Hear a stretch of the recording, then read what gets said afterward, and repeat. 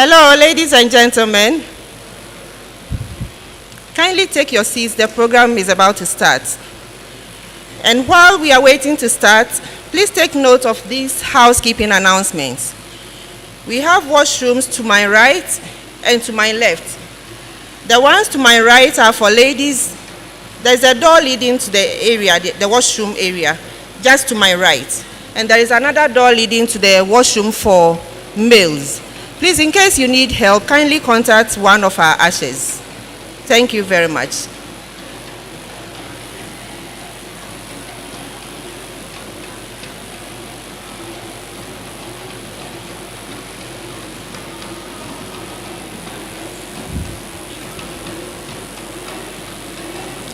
Please, let's kindly rise for the academic procession.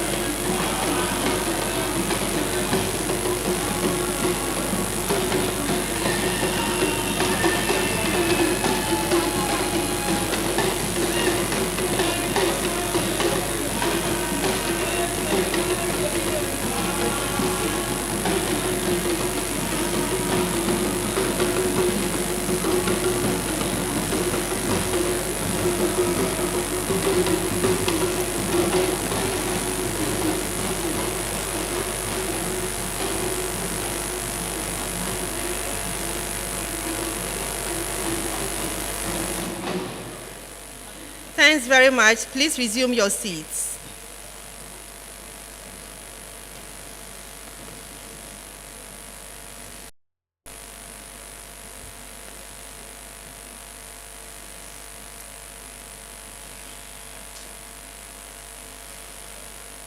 Good evening, ladies and gentlemen.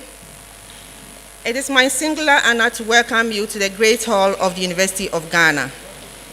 We are very happy you made it to join us as we celebrate Professor Gordon Awandare, a full professor of biochemistry, cell and molecular biology, who is also our Pro-Vice-Chancellor responsible for academic and student affairs, as well as the founding director of the West African Center for Cell Biology and of Infectious Pathogens, WACCBIP.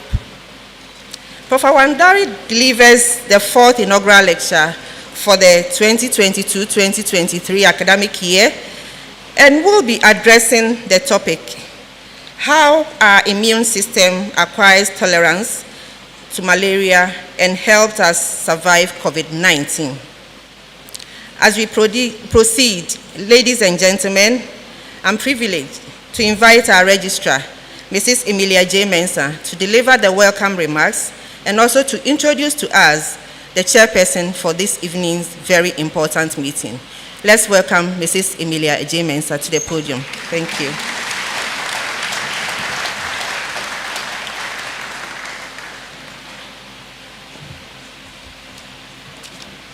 A very good evening to you all.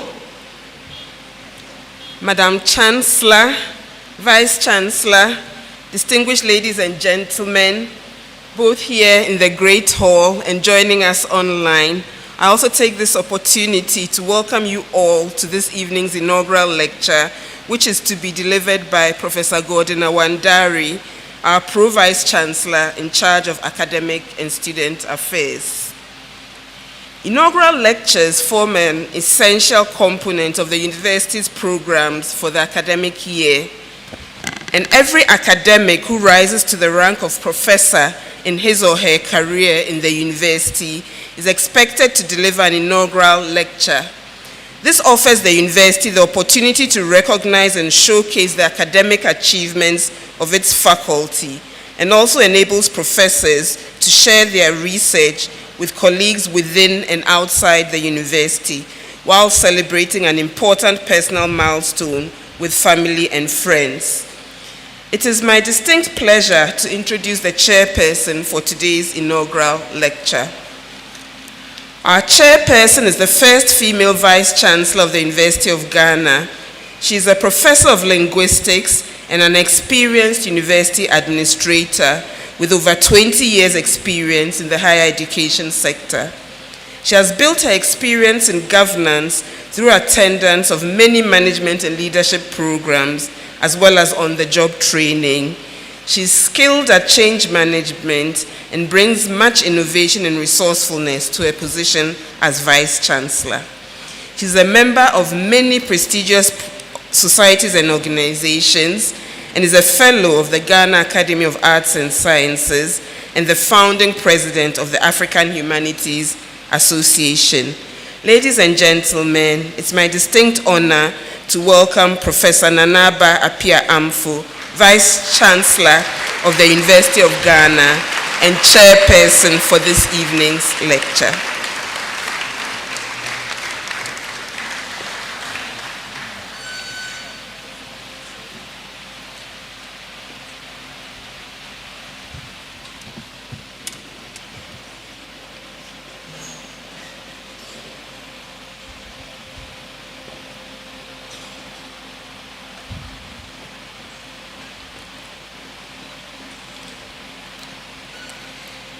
Lady Chancellor,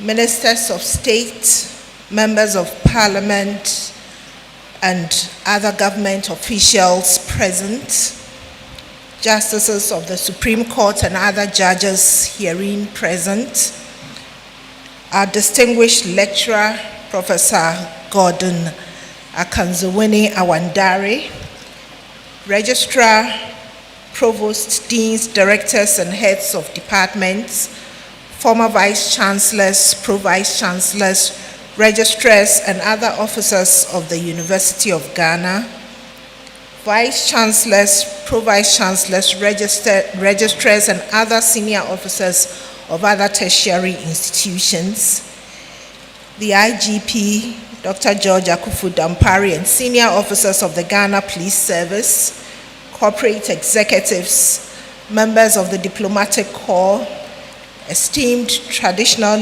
rulers, eminent clergy, faculty, staff, and members of convocation, alumni and students, family and friends of the lecturer, invited guests, ladies and gentlemen from the press, distinguished virtual and in-person audience. Good evening to you all.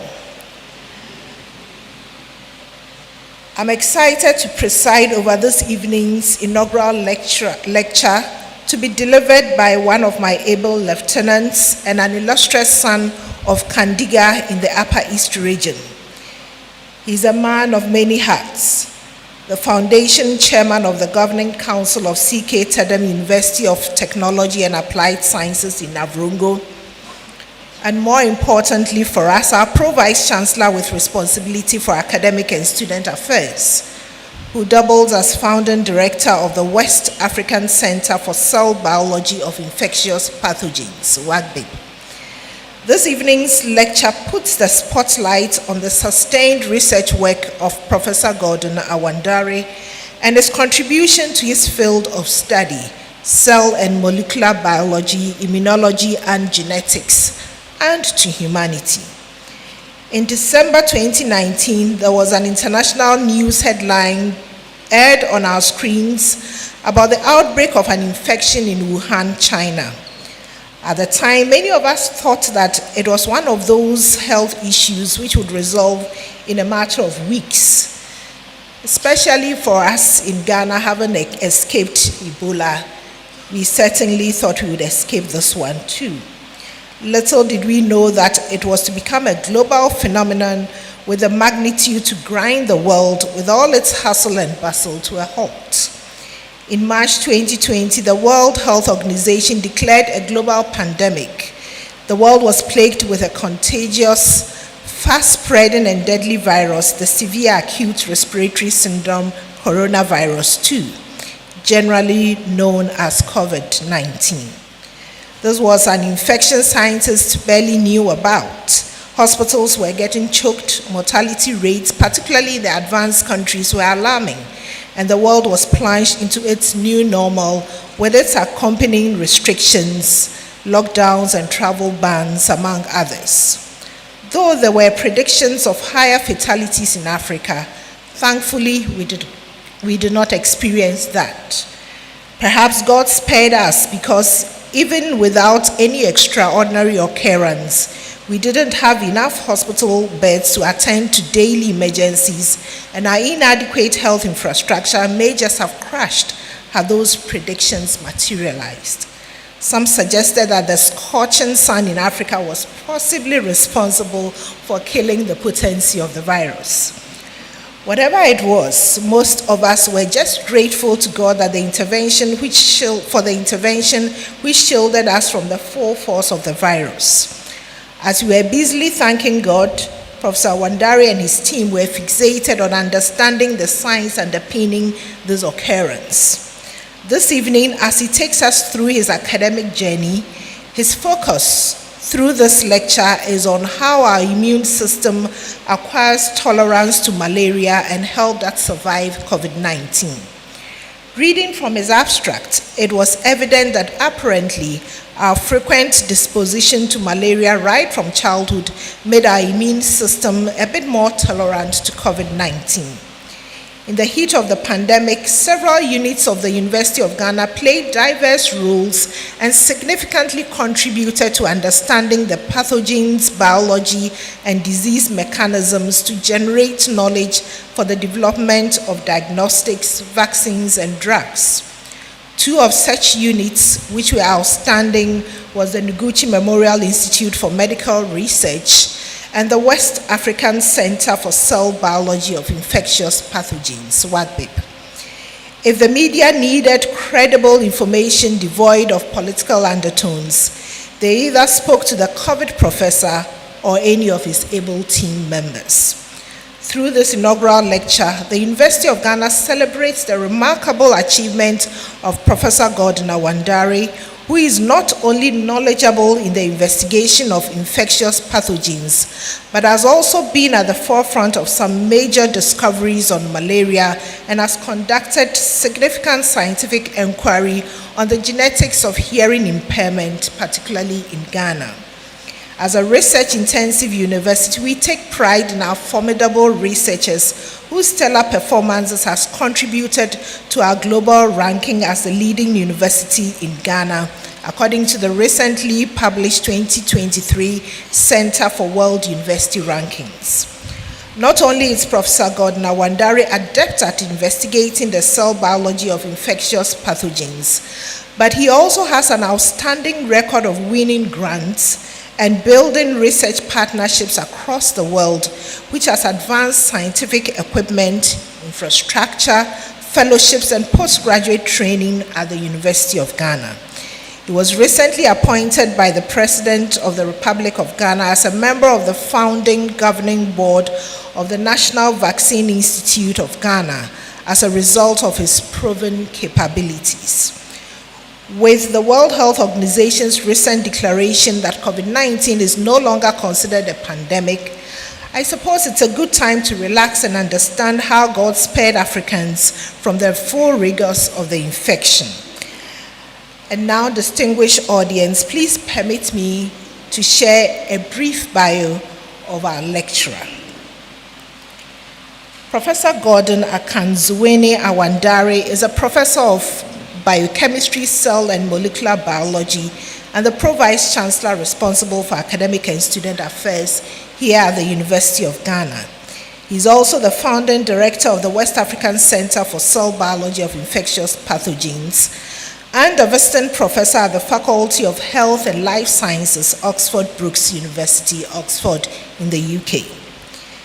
Professor Awandare completed his O-level in 1991 at Notre Dame Seminary Secondary School, Navrongo, and his A-level at Presbyterian Boys Secondary School, Legon. His bachelor's and MPhil, both in biochemistry, is from the University of Ghana, and his PhD in infectious diseases and microbiology is from the University of Pittsburgh, Pennsylvania, USA. While studying for his master's degree from 1999 to 2002, Professor Awandare worked as a research assistant at the immunology unit of the Noguchi Memorial Institute for Medical Research here at UG and at the Unité d'Immunologie Moléculaire des Parasites, Institut Pasteur, Paris. After obtaining his master's degree, he was appointed lecturer in the Department of Biochemistry in 2002. He obtained his PhD in 2007, after which he worked as a scientist at the Division of Malaria Vaccine Development of the Walter Reed Army Institute of Research, Silver Spring, Maryland, until 2010, when he returned to the university to establish his research group. He was promoted to senior lecturer in 2011, associate professor in 2015, and professor in 2018. He was head of Department of Biochemistry, Cell and Molecular Biology from 2013 to 2017. In 2014, he led the establishment of WACCBIP after winning one of the World Bank African Centers of Excellence grants and becoming the founding director of the center. He was appointed Pro-Vice-Chancellor for Academic and Student Affairs with effect from January 2022. Professor Gordon Awandare has expertise in cell and molecular biology, immunology, and genetics. His research works encompass both infectious diseases and non-communicable diseases, with a focus on understanding pathogen biology and disease mechanisms to generate knowledge for the development of diagnostics, vaccines, and drugs. The majority of his research output is on malaria, including investigating mechanisms of red cell invasion, innate and adaptive immune responses, and the role of human genetic variation in influencing disease pathogenesis. He played a leading role in the discovery of complement receptor 1 as a major receptor used by malaria parasites to invade the red blood cells. He has more than 150 peer-reviewed journal publications in a wide range of journals, including some of the leading infectious diseases and immunology journals. He He has supervised 14 postdoctoral fellows, 20 PhD students, and 23 master's students, and mentored many young scientists in Ghana and across Africa. Professor Awandare has an outstanding record of winning grants and building research partnerships across the world. He has successfully managed several large multinational and multidisciplinary training and research projects involving many high-level academics and multi-million-dollar budgets. Since 2011, he has directly attracted over 40 million USD in grant funds to the University of Ghana, including winning highly competitive grants, including 2 World Bank African Centers of Excellence grants, valued at 14.5 million USD, and 2 Wellcome Trust Deltas awards amounting to 11.5 million USD. These grants have provided advanced scientific equipment, infrastructure, and fellowships to more than 350 African scientists for master's, doctoral, and postdoctoral training at the University of Ghana. Within the University of Ghana, Professor Gordon Awandare is currently the board chairman for the University of Ghana Enterprises Limited. He chairs the implementation committee for the Vice-Chancellor's Classroom Modernization Project, as well as 9 statutory boards and committees. He's also chaired or served on several ad hoc committees at the University of Ghana, including the Search Committee for Vice-Chancellor in 2020-2021. At the national level, Professor Awandare is currently the foundation chairman of the Governing Council of the C.K. Tedem University of Technology and Applied Sciences in Navrongo. He has previously served on the Governing Council of the University of Development Studies, Tamale, where he is also the chairman of the university's Audit Report Implementing Committee, where he was. Professor Awandare is a member of the advisory board of Yamachi Biotech, a biotechnology company in Accra, which was founded by one of his mentees. He was recently appointed as a member of the foundation governing board of the National Vaccine Institute of Ghana. Professor Awandare serves on numerous prestigious international boards and committees, too numerous to recount here. You have the full details in the brochure, whether through the hard copy or a soft copy. Professor Awandare was a recipient of the Royal Society Pfizer Award for 2015 for achievements in molecular and cellular studies of malaria and science capacity building in Africa. At the University of Ghana, he received the Distinguished Award for Meritorious Service in 2014. Citation of honor in recognition of contributions to science development in the College of Basic and Applied Sciences in particular and the University of Ghana in general in 2020, and Meritorious Award in recognition of outstanding service, College of Basic and Applied Sciences in 2021. He's a fellow of the Ghana Academy of Arts and Sciences and the Royal Society of Biology of the UK. In 2019, he was appointed the first global editor for Africa for experimental biology and medicine and the Journal of the Society for Experimental Biology and Medicine. He has been profiled in some prestigious global media, including the Scientist magazine, in recognition of his impact on science capacity building in Africa, and Kenyan Airways Msafiri magazine as one of Africa's brilliant minds. Professor Gordon Awandare hails from Kandiga in the Upper East region. He was born in Bolgatanga in November 1974 to Mr. Joseph Atoria and Mrs. Immaculate Atoria, who were both teachers. He is the first of 4 children of his parents, and his siblings are Eunice, Jerome, and Flavia Awandare.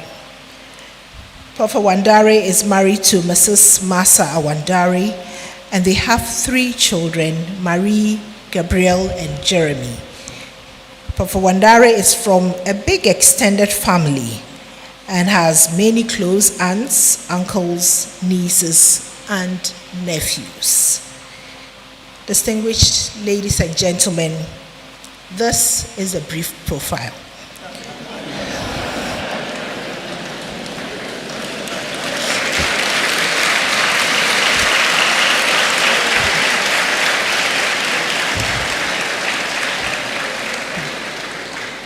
The full profile will take us the whole evening, right?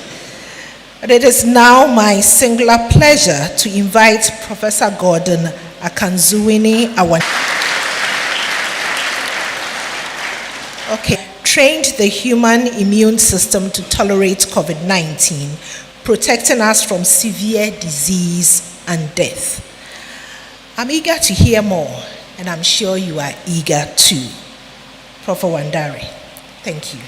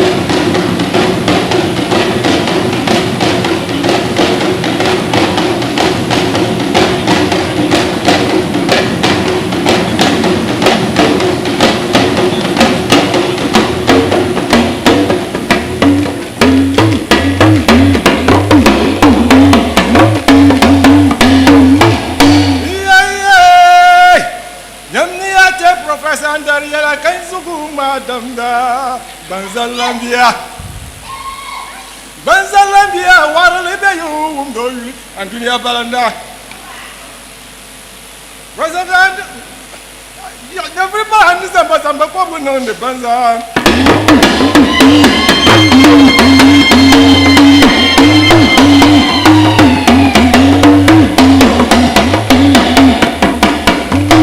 Professor Pandani, or I still let it bang and 7 years.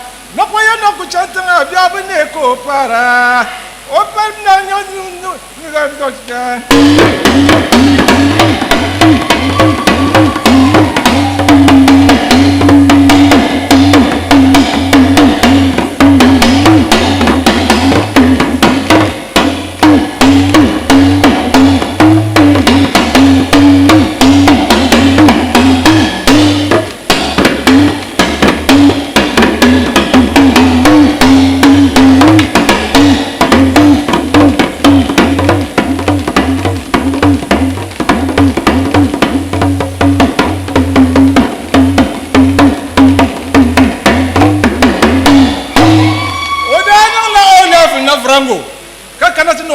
A-level, precise secondary.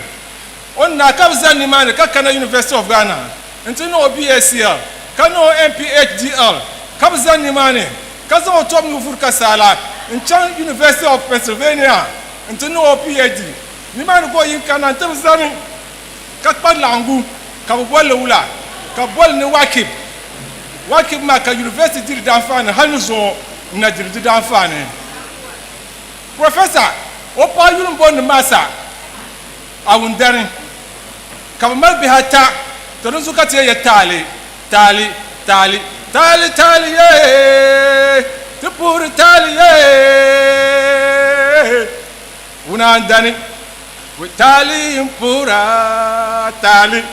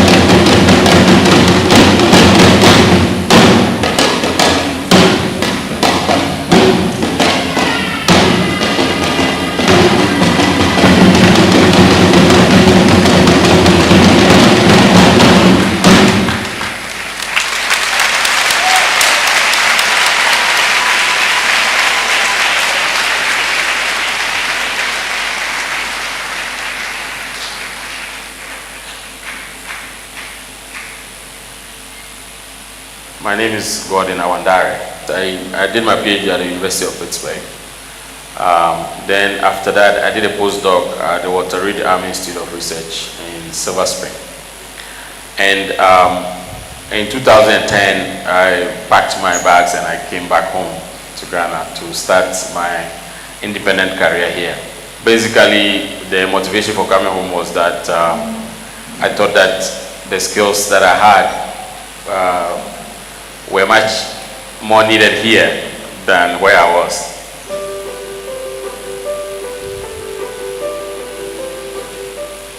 WACCBIP was established as one of the World Bank African Centers of Excellence. And the inspiration behind it is basically that a number of us who were at the Department of Biochemistry and the Noguchi University for Medical Research, we had trained outside and we did PhDs in various science disciplines outside the country.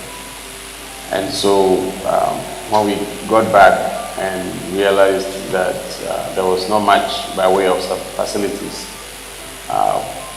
to train scientists, we saw this as an opportunity to create an environment which would enable many young scientists to get the opportunity to get the quality of training that we got overseas.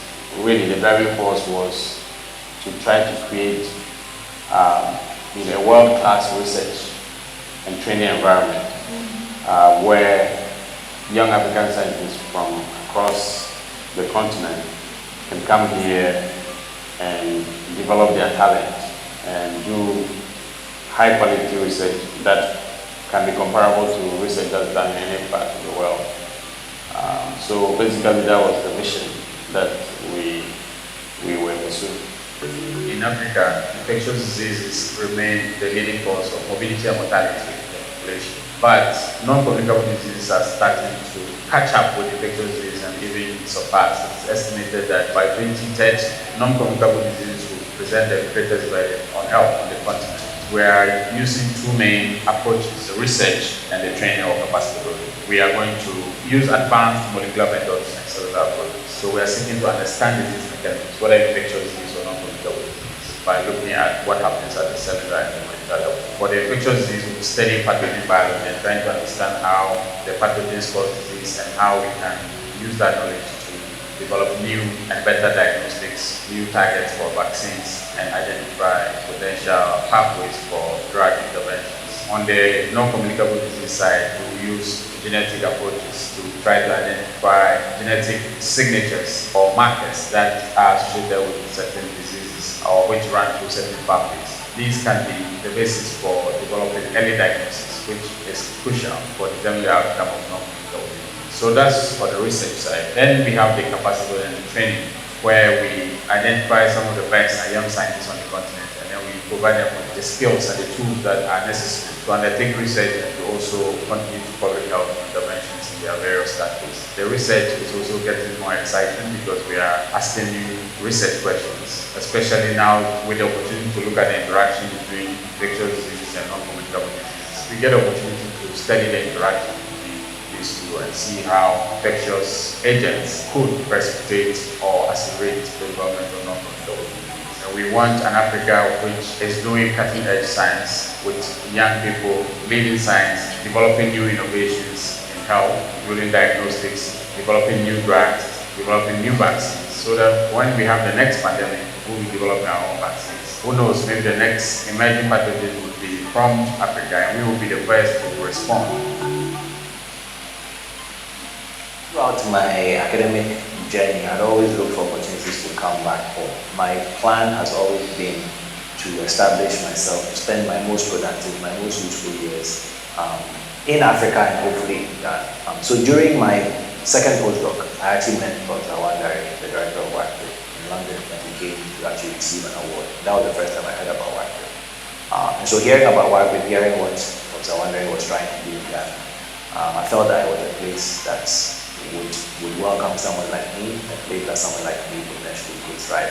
It was basically a fulfillment of something I'd always wanted to do. And WACCBIP stood out as a place that, even though it was a young center, was led by somebody who himself was very dynamic, who identified a lot of the ideals that I myself identified with. And so it was somebody that I thought I could work for.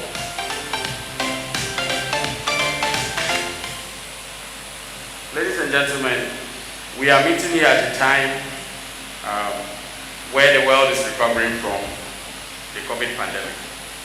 And as African scientists, there are many lessons we take from this unfortunate era. Some are positive, and we like to dwell on the positive ones. But we have to acknowledge the challenges that we've had to contend with, and which would inform our strategy for going forward. One of the first lessons that we learned is that African scientists have to tell our own story. And that's why we're here. We have to tell the story of how the pandemic unfolded on the continent.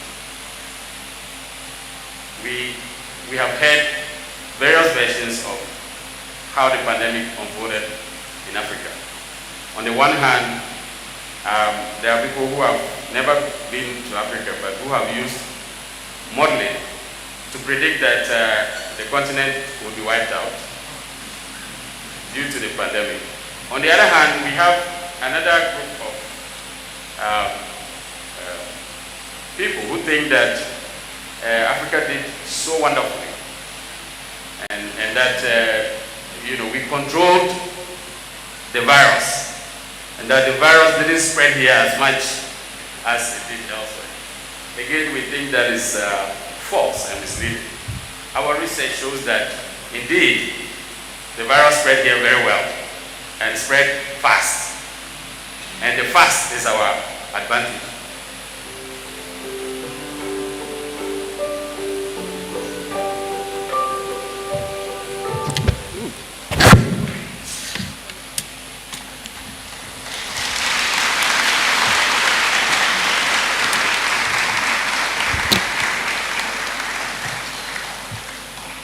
Madam Chancellor,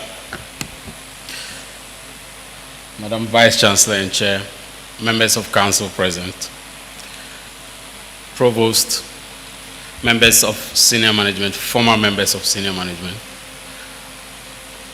the IGP, my friend, Dr. Dampari, and his strong team here. Thank you very much.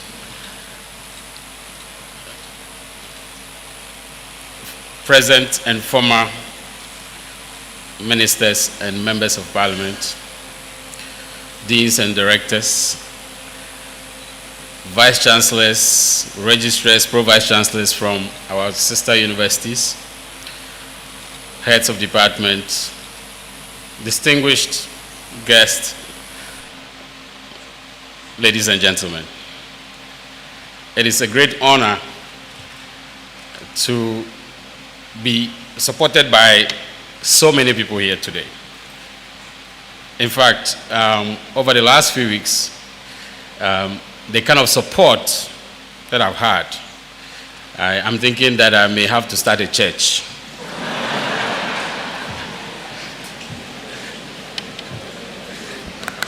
I hope my Catholic pastor is not here. It will be a breakaway Catholic church. But I am so grateful that all of you took the time to be here. My family is here, and I'm so grateful for the support they've given me. Madam Chair, as you noted, I became a professor quite a while ago, and indeed some of my children's friends asked them that, but your father has been a professor, or why are you now doing this celebration of professorship? Madam Chair, yes indeed, this lecture is about 4 years old, or 4 years late. But one of the reasons why the lecture is 4 years late is because of the COVID pandemic.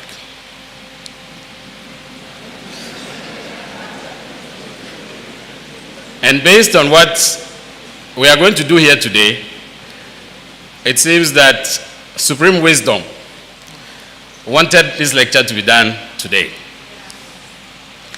because the story of African science, the story of the University of Ghana, the story of WACCBIP, and my career would not have been made or would not have been done proper justice if I had given this lecture before the pandemic. Indeed, the pandemic changed the world as we know it, and it changed my career too. If I was giving this lecture in 2019 or early 2020, I would have talked about malaria and malaria parasite biology and how we can develop malaria vaccines and why we haven't got malaria vaccines yet. That's what I would have talked about, which is also very important, of course. But today, the ground has shifted. And so I have made adjustments to acknowledge the new reality and the new things that we've learned and the efforts that we've put in. And to honor our family and friends who lost their lives. So today, I'm going to talk about malaria and COVID-19. As it would have it, there's a good story to be told about the two diseases. I spent my life working on malaria and trying to understand malaria pathogenesis and malaria immunology and how we develop natural resistance to malaria. And with my team, we found a lot of new things. We discovered many things. And one of the things we learned was that we have to develop tolerance to the disease and then the tolerance to the parasite in order to survive malaria. And this tolerance has been fascinating to us for a long time. And so when COVID came, and as you know, the symptoms of COVID were very similar to malaria. COVID was a disease that the majority of people were asymptomatic, which is similar to malaria. And at the molecular level, I'll tell you how similar it also is to malaria. And based on that, we were trying to understand what is different and what is similar between these two diseases. So, distinguished ladies and gentlemen, over the next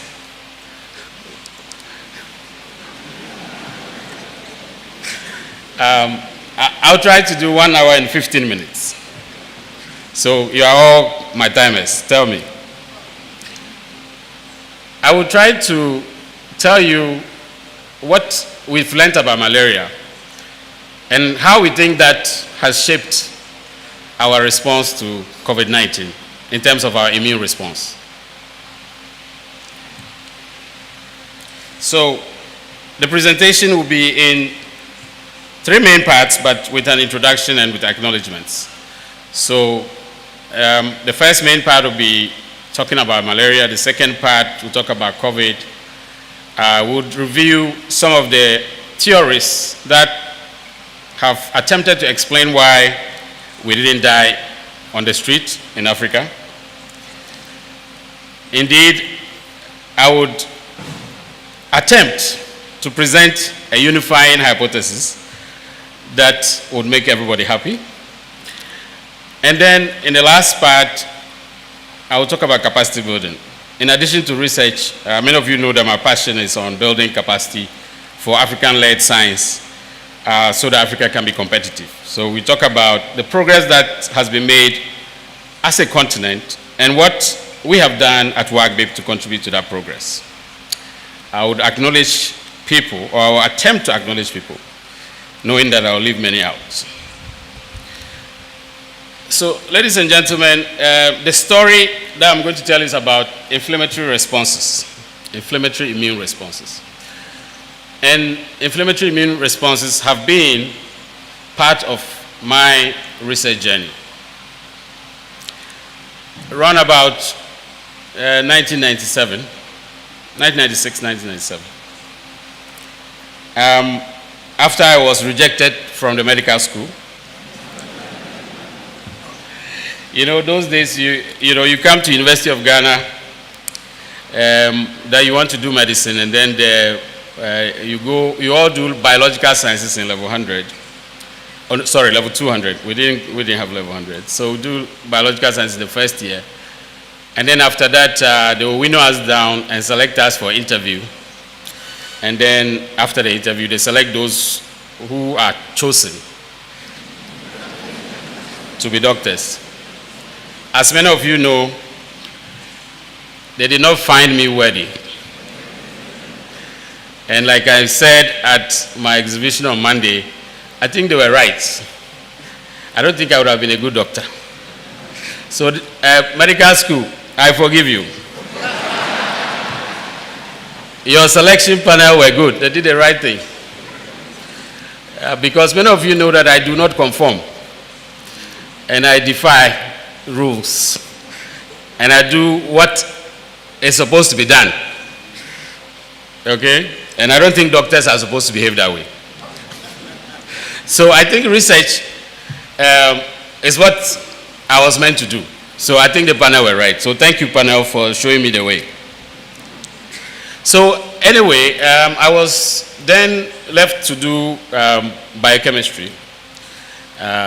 So at the Department of Biochemistry, I was assigned to a very superstar, popular professor that many of you know, Professor Marian Eramadi. She started a now very popular, brilliant science and maths quiz. It's now called something else, but the science and maths quiz, which have become very popular. She started that. But she was one of the leading professors in this country, especially of, who were women.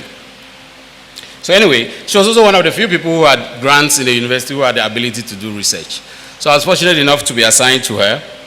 And at the time, she was doing a project screening herbal products for their anti-inflammatory activities, because she was interested in asthma and arthritis and all these inflammatory diseases and the kind of herbal products that can be used to treat them. Anyway, so I had a project with her screening herbal products for anti-inflammatory properties. Okay? So that was my first introduction to inflammatory processes and inflammatory mediators. Then, based on that experience, I applied for a master's fellowship at the Noguchi Memorial Institute for Medical Research on a project that was led by Professor Akamori. I hope Professor Akamori is here. Professor Akamori is over there. Thank you very much, Prof. So, Professor Akamori went through a process to select 2 students, myself and my friend Gideon Helegbe. And my experience with inflammatory mediators was very helpful, because the project that he wanted to do was to look at inflammatory responses in children with malaria. Okay, so that led me to work with Professor Akamori at Noguchi. We did a lot of work, and I'll show you some. Then, with my inflammatory response data, I attended a research conference in Tanzania where I presented my work. And it's a long story, but the short of it is that I met a man called Douglas J. Perkins, who was presenting at the same session that I was presenting. And after I presented, he asked me whether I was a postdoc. And I said, no, I'm not a postdoc. I don't even have a PhD. And he said, wow, that was good. And then he said, see me after the session. Ladies and gentlemen, that's a long story short. I applied to University of Pittsburgh where he was, and he gave me a fellowship to do my PhD. And that's how I went to do my PhD. And again,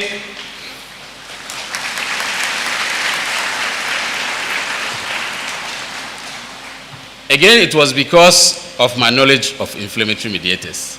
Because he was interested in inflammatory mediators, but the genetic aspects of these inflammatory response genes. And so that led me to Pittsburgh, where we also did a lot of work and published many, many papers.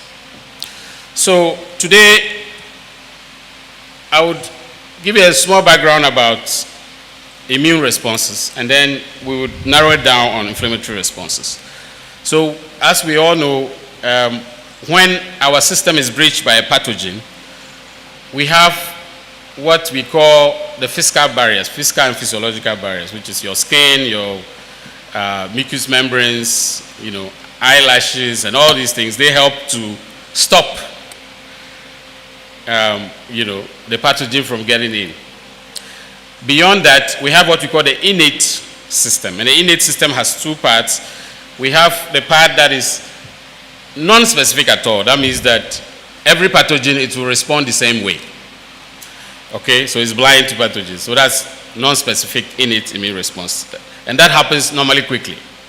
Then followed by what we call a broadly specific immune response, which normally is a little bit more specific. So it targets groups of pathogens or categories of pathogens. And then the best one comes later, which is what we call the adaptive immune response, which takes time, but it responds specifically to the pathogen that is invading you. So it involves what we call T cells and B cells, but the main thing that comes out of that is antibodies, which you've heard about. So antibodies help us to clear pathogens, and that comes out of the adaptive immune response. Now, I've shown here a picture of various other physiological and anatomical immune response systems. Now, one of the important things about immune responses is that it needs to be regulated, because too much of a good thing is dangerous, as you know. So if you don't regulate the immune response, you could have undesired effects. So if it's well regulated, you would achieve destruction of pathogens, you can destroy cancer cells, and so on and so forth. But if it's not well regulated, you can lead to allergies, you can lead to transplant rejection, autoimmune disease, and immunodeficiency. And for our case, you can have hyperinflammation or too much inflammation. At the center of inflammatory responses are proteins that we call cytokines. Cytokines are sort of like hormones because they are produced by different cell types, and then they have an effect on the same cell type or other cell types. And normally, this is how cells communicate. They use cytokines to communicate with each other. And the way the cytokine has this effect is that it will bind to the outside of the cell, and it will transmit a signal to the inside of the cell and elicit certain responses in the cell. And that's how cytokines work. Now, I told you that I did a lot of malaria work, and here I've summarized the different types of malaria work that we do. You'd see that we do nearly every aspect, and we take advantage of people who donate their samples to do as many types of analysis as possible. So today I'll be telling you about the immunological studies that we've done, but we've also done a lot of vaccine discovery, we've done diagnostics, we've done clinical and hematological analysis, we've done genomics, as you know, we've done red cell invasion mechanisms, we've done drug studies, we've done a lot of malaria work. Sorry. And I want to acknowledge that in my group, I have 5 strong men who lead the lab when I'm on the street or having meetings. And these people, I've shown them here, Lucas Amingaidiko, Yawaniwe, Prosper Kanyong, Emmanuel Amlabu, and then Yaobediaku. So we've divided the group into different thematic areas, and they lead each of the thematic areas. We have many people in the group, including postdocs, PhD students, master's students, research assistants, and research interns. So we know that when a mosquito bites us, an infected mosquito bites us, they inject the parasites into our skin. The parasites find their way to the liver first. But in the liver, we don't feel anything. We don't know that we are even infected, unless you can remember the mosquito bite. But you don't feel any symptoms. You only feel symptoms when the parasites get to your blood. From the liver, they find their way to your blood, and then that's where the party starts for them. So I'll show you this video as you watch. That's a red cell that looks like a donut, and a parasite, the green particle is a parasite. That's what we call a merozoite. And it finds its way into your red blood cell, and then takes time and enjoys the red blood cell, multiplies, and makes many more new parasites. And when it's ready, it will burst out of the red cell and release many more new parasites, which will then invade new red blood cells, and the cycle will continue. And that is how we start to feel the symptoms. So you can see that the parasite has just burst, and now new ones are looking for new targets to invade. And this is the cycle that happens in the blood. So on the left side, you see pictures from our lab of different stages of the malaria parasite in red blood cells. Now, when there's this burst, there are many parasite products that are released, what we call antigens. And these stimulate the immune system. And then that is when some of the responses begin. So how do we know that we have malaria? Well, like I mentioned, one of the unique things about malaria is that you can have the parasites and still be fine and not even know. That's what we call asymptomatic infection. I'm sure now everybody knows asymptomatic because COVID, we use that word a lot. The beauty of COVID is that we all started to enjoy science. Now they don't talk to us anymore because they are not scared. Anyway, but asymptomatic infections are what the majority of us have, those of us who live in malaria endemic areas. If I tested you now, a significant number of you will be carrying malaria parasites, but you wouldn't know. So you have asymptomatic infections. And those are the infections that we're interested in because you have developed tolerance to the parasite. You can live with the parasite. Okay, so we'll be talking more about how you're able to live with the parasite. Okay, so, but if you are not able to tolerate the parasite, you can have mild symptoms or uncomplicated malaria, which will be the normal fever, headaches, and a little bit of fatigue. But if you are a small child, or if you have not been exposed before, or if you are a traveler from a non-malaria endemic area, you could have severe malaria. And this could be hyperparasitemia, could be anemia, could be hypoglycemia, could have multiple organ dysfunction, which is also similar to COVID. You can have what we call metabolic acidosis, acute respiratory distress, or cerebral malaria, which is one of the killers in malaria. Now, why do we have all these different types of presentations? Well, we know that transmission intensity is a factor because if you're in an area where there's no malaria, then the first time you get malaria, you're likely to get severe malaria, and you could die from it. Related to that, it's your age and immune status. If you are in an endemic area like here, that means that the older you are, the more likely you have immunity to malaria because you have had several kisses from the mosquito. And then host factors. We know that host genetic factors such as sickle cell protect us from malaria. That is a fact that we don't want to talk about today, but that's something we have also established in our research as well as others. And then your immune response, the nature of the immune response, which is what we will talk about today, as well as other factors that we're still trying to learn. So I'm just going back to the work that I did with Professor Akamori with colleagues at Noguchi. At that time, we were trying to characterize malaria in Ghana. And so this study, you would see that we tried to characterize the different categories of disease. So you see, we separated them into uncomplicated malaria. I apologize, the figure quality is poor because it's very old.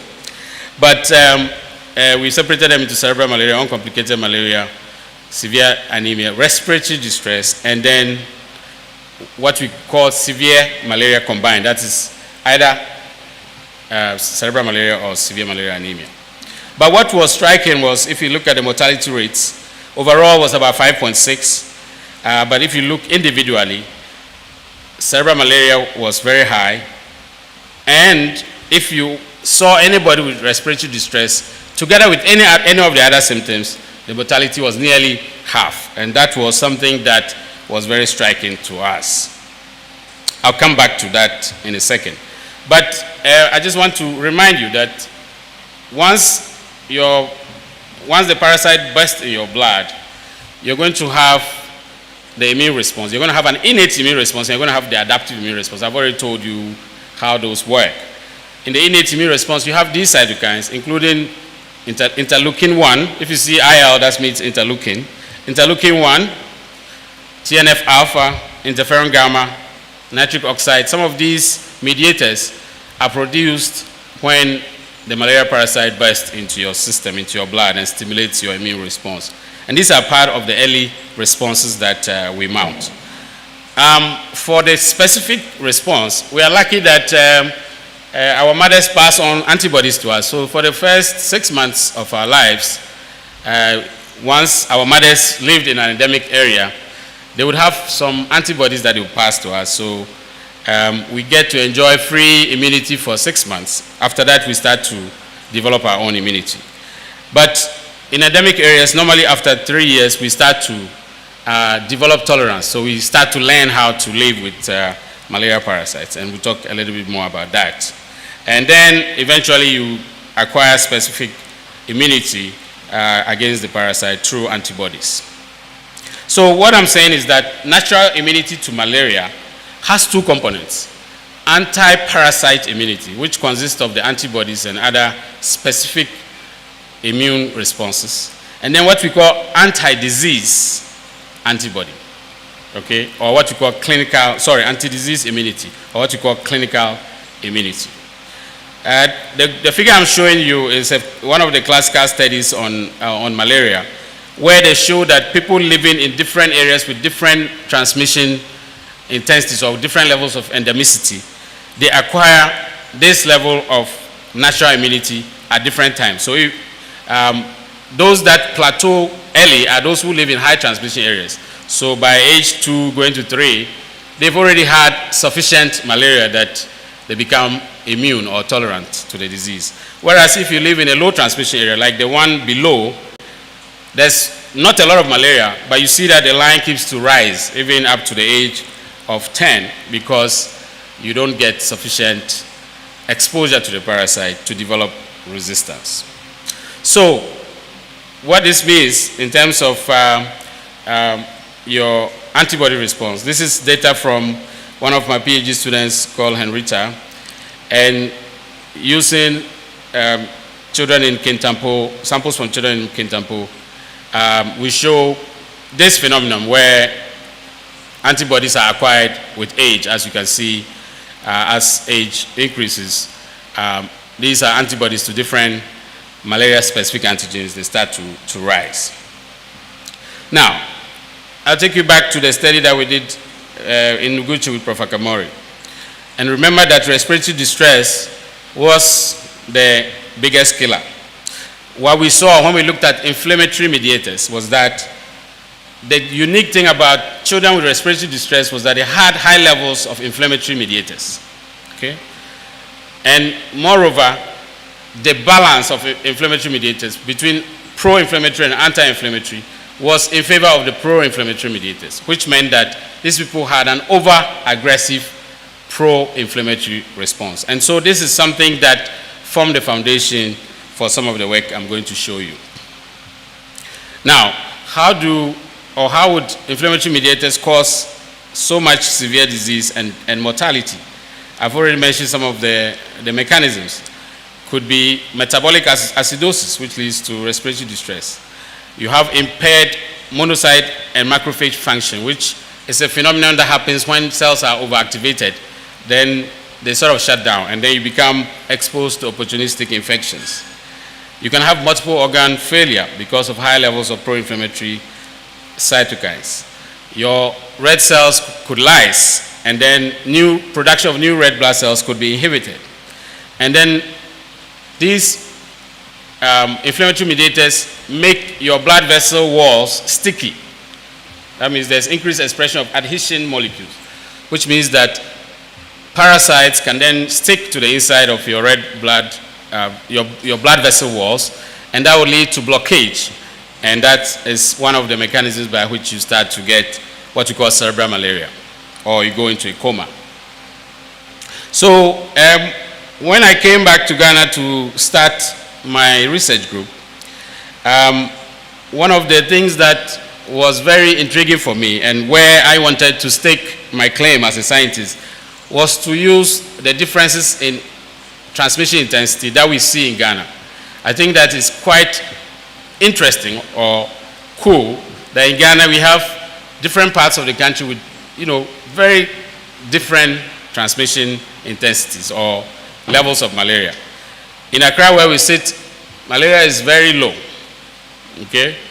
And that's why many of us, we can't remember the last time we got malaria because malaria is very low here. If you go to the middle belt, where it's wet most of the year, you have a lot of malaria there. So in the middle belt, you could have as high as 250 infective mosquito bites in a year if you live in the middle belt. If you live in Navrongo, you could also have at least 100, but up to 250 infective mosquito bites in a year. But in Navrongo, it's very seasonal because it rains for a short while and it's dry season. So a lot of the transmission is during the rainy season. Okay, so that makes it also unique in its way. But anyway, I was fascinated by the fact that we had 3 distinct areas where I could work, where malaria transmission was different. And so we set up sites in these areas, and I want to acknowledge all these people who helped us to set up these studies. These were studies that I set up with the first grants that I got from the National Institutes of Health USA and the Royal Society UK. And using these funds, we set up field sites with colleagues in Navrongo Health Research Center, Kintampo Health Research Center, and the Lekma Hospital. Dr. Charlene Keba is here, who was at Lekma at the time and helped us set up the studies there. And we've continued to have lasting partnerships with these institutions. But it was very fascinating for us because when you look at the children that we recruited into the study, I don't want to bore you, so I'll go direct to where it's interesting. Look at the levels of parasitemia. That's the number of parasites per microliter of blood. In Kintampo, on average, 148,000 parasites per microliter of blood. In Navrongo, 46,000 parasites per microliter of blood. In Accra, about 38,000 parasites per microliter of blood. So it was very interesting that children in Kintampo would be walking around with 140,000, almost 150,000 parasites in their blood.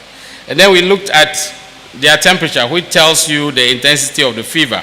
If you look, you see that despite having lower parasite levels, children in Accra had a higher fever. In fact, those in Kintampo, the doctors will tell you they hardly had a fever. If you look at the temperature that's there, they hardly had a fever. But they have 150,000 parasites on average. Okay, and this is average. Some of them had 500,000 parasites. Okay, so this was something that was very striking to us because it told me and it told my team that there's something called parasite tolerance. Okay, people in Kintampo have some tolerance to parasites. So that was something that was interesting for us to do.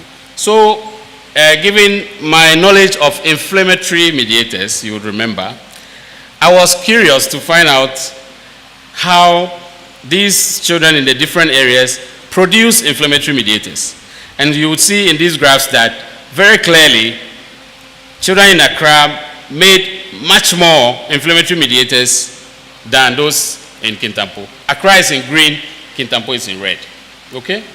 And this was also very fascinating to us because it sort of correlated inversely with the level of parasitemia. And so we were wondering, these cytokines are supposed to be produced in response to the parasites. So how come you have more parasites and less cytokines? And then you have less parasites and more cytokines. Okay? So we did some regression analysis, and you see here, it's difficult to see, but what you see is that the lines that show some level of correlation are for children in Accra. Those that are flat are for children in Kintampo and Avrongo. What that tells you, with my, if I remember my statistics well, is that there's a disconnection between parasites and cytokine levels in Kintampo and in Avrongo. Whereas in Accra, there's still some relationship that more parasites you have, more cytokines that you produce. Again, this confirmed to us that people in Avrongo and Kintampo who are exposed to high levels of malaria transmission have tolerance to malaria parasites. That's why they basically ignore the parasites. Okay? So, to study this further, one of our PhD students working with Dr. Yaobediaku took this further and designed a longitudinal study. Longitudinal means you follow the children up for a period of time rather than just studying them on one day. And so we took samples on day 0, that's before we gave them treatment, then day 7 and day 21, okay, after treatment. And then we measured the level of cytokines. This was done in Kintampo where we expect to see tolerance, okay? And there's a lot of data, but I'll just point you to 2 of them. So these are some of the classical inflammatory mediators. You would see that for these 2 mediators, in children in Kintampo, you would find that there's hardly any difference between day 0 when they are sick and then when they recover from day 7 to day 21. There's only a small increase, but there's nothing significant. Okay? And this again made sense to us in the context of tolerance. And then Nancy did some cool, what you call network analysis. And you see here, it's very easy to appreciate. When it's nicely ordered, that means everything is in control. So you see that on day 21, everything is nicely ordered. It looks nice, right? Day 7, you see that it's not as well. And day 0, when you have active malaria, you see that there's distortion in the cytokines. And interesting, you see that in that distortion, the major difference between Accra and Kintampo is this cytokine here called interferon gamma, which is here. Okay? And this interferon gamma, again, made sense to us because it's one of the key mediators of inflammatory responses. So we wanted to take this further. So another PhD student of ours, Collins Misita Muranga, working with Dr. Lucas Amiga Ediko, took this further by using what we call single cell technology. Because of advancement in science, rather than looking at the effect on the person as a whole, or even at the blood as a whole, you can analyze at the single cell level. Okay? And that gives you better clarity and better resolution of what is really happening. So, like here, you see that on the figure on the left, you see that the cell populations are separated out according to different types of cells. So you can basically study what is happening to each type of cell, and you can even study what happens to each individual cell. And so based on that, we found that, children who had what we call subclinical infection, that means that they had parasites, but they did not show symptoms. If you compare those to those who had parasites and were sick, certain inflammatory mediators were increased in those who were sick, and those mediators remained normal in those who had parasites but tolerated them.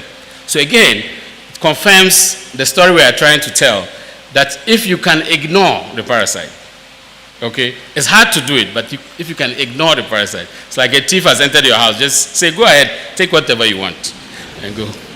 All right? He has a knife, so take whatever you want and go. I won't fight you. Okay? So if you have that attitude, you're able to survive malaria pretty well.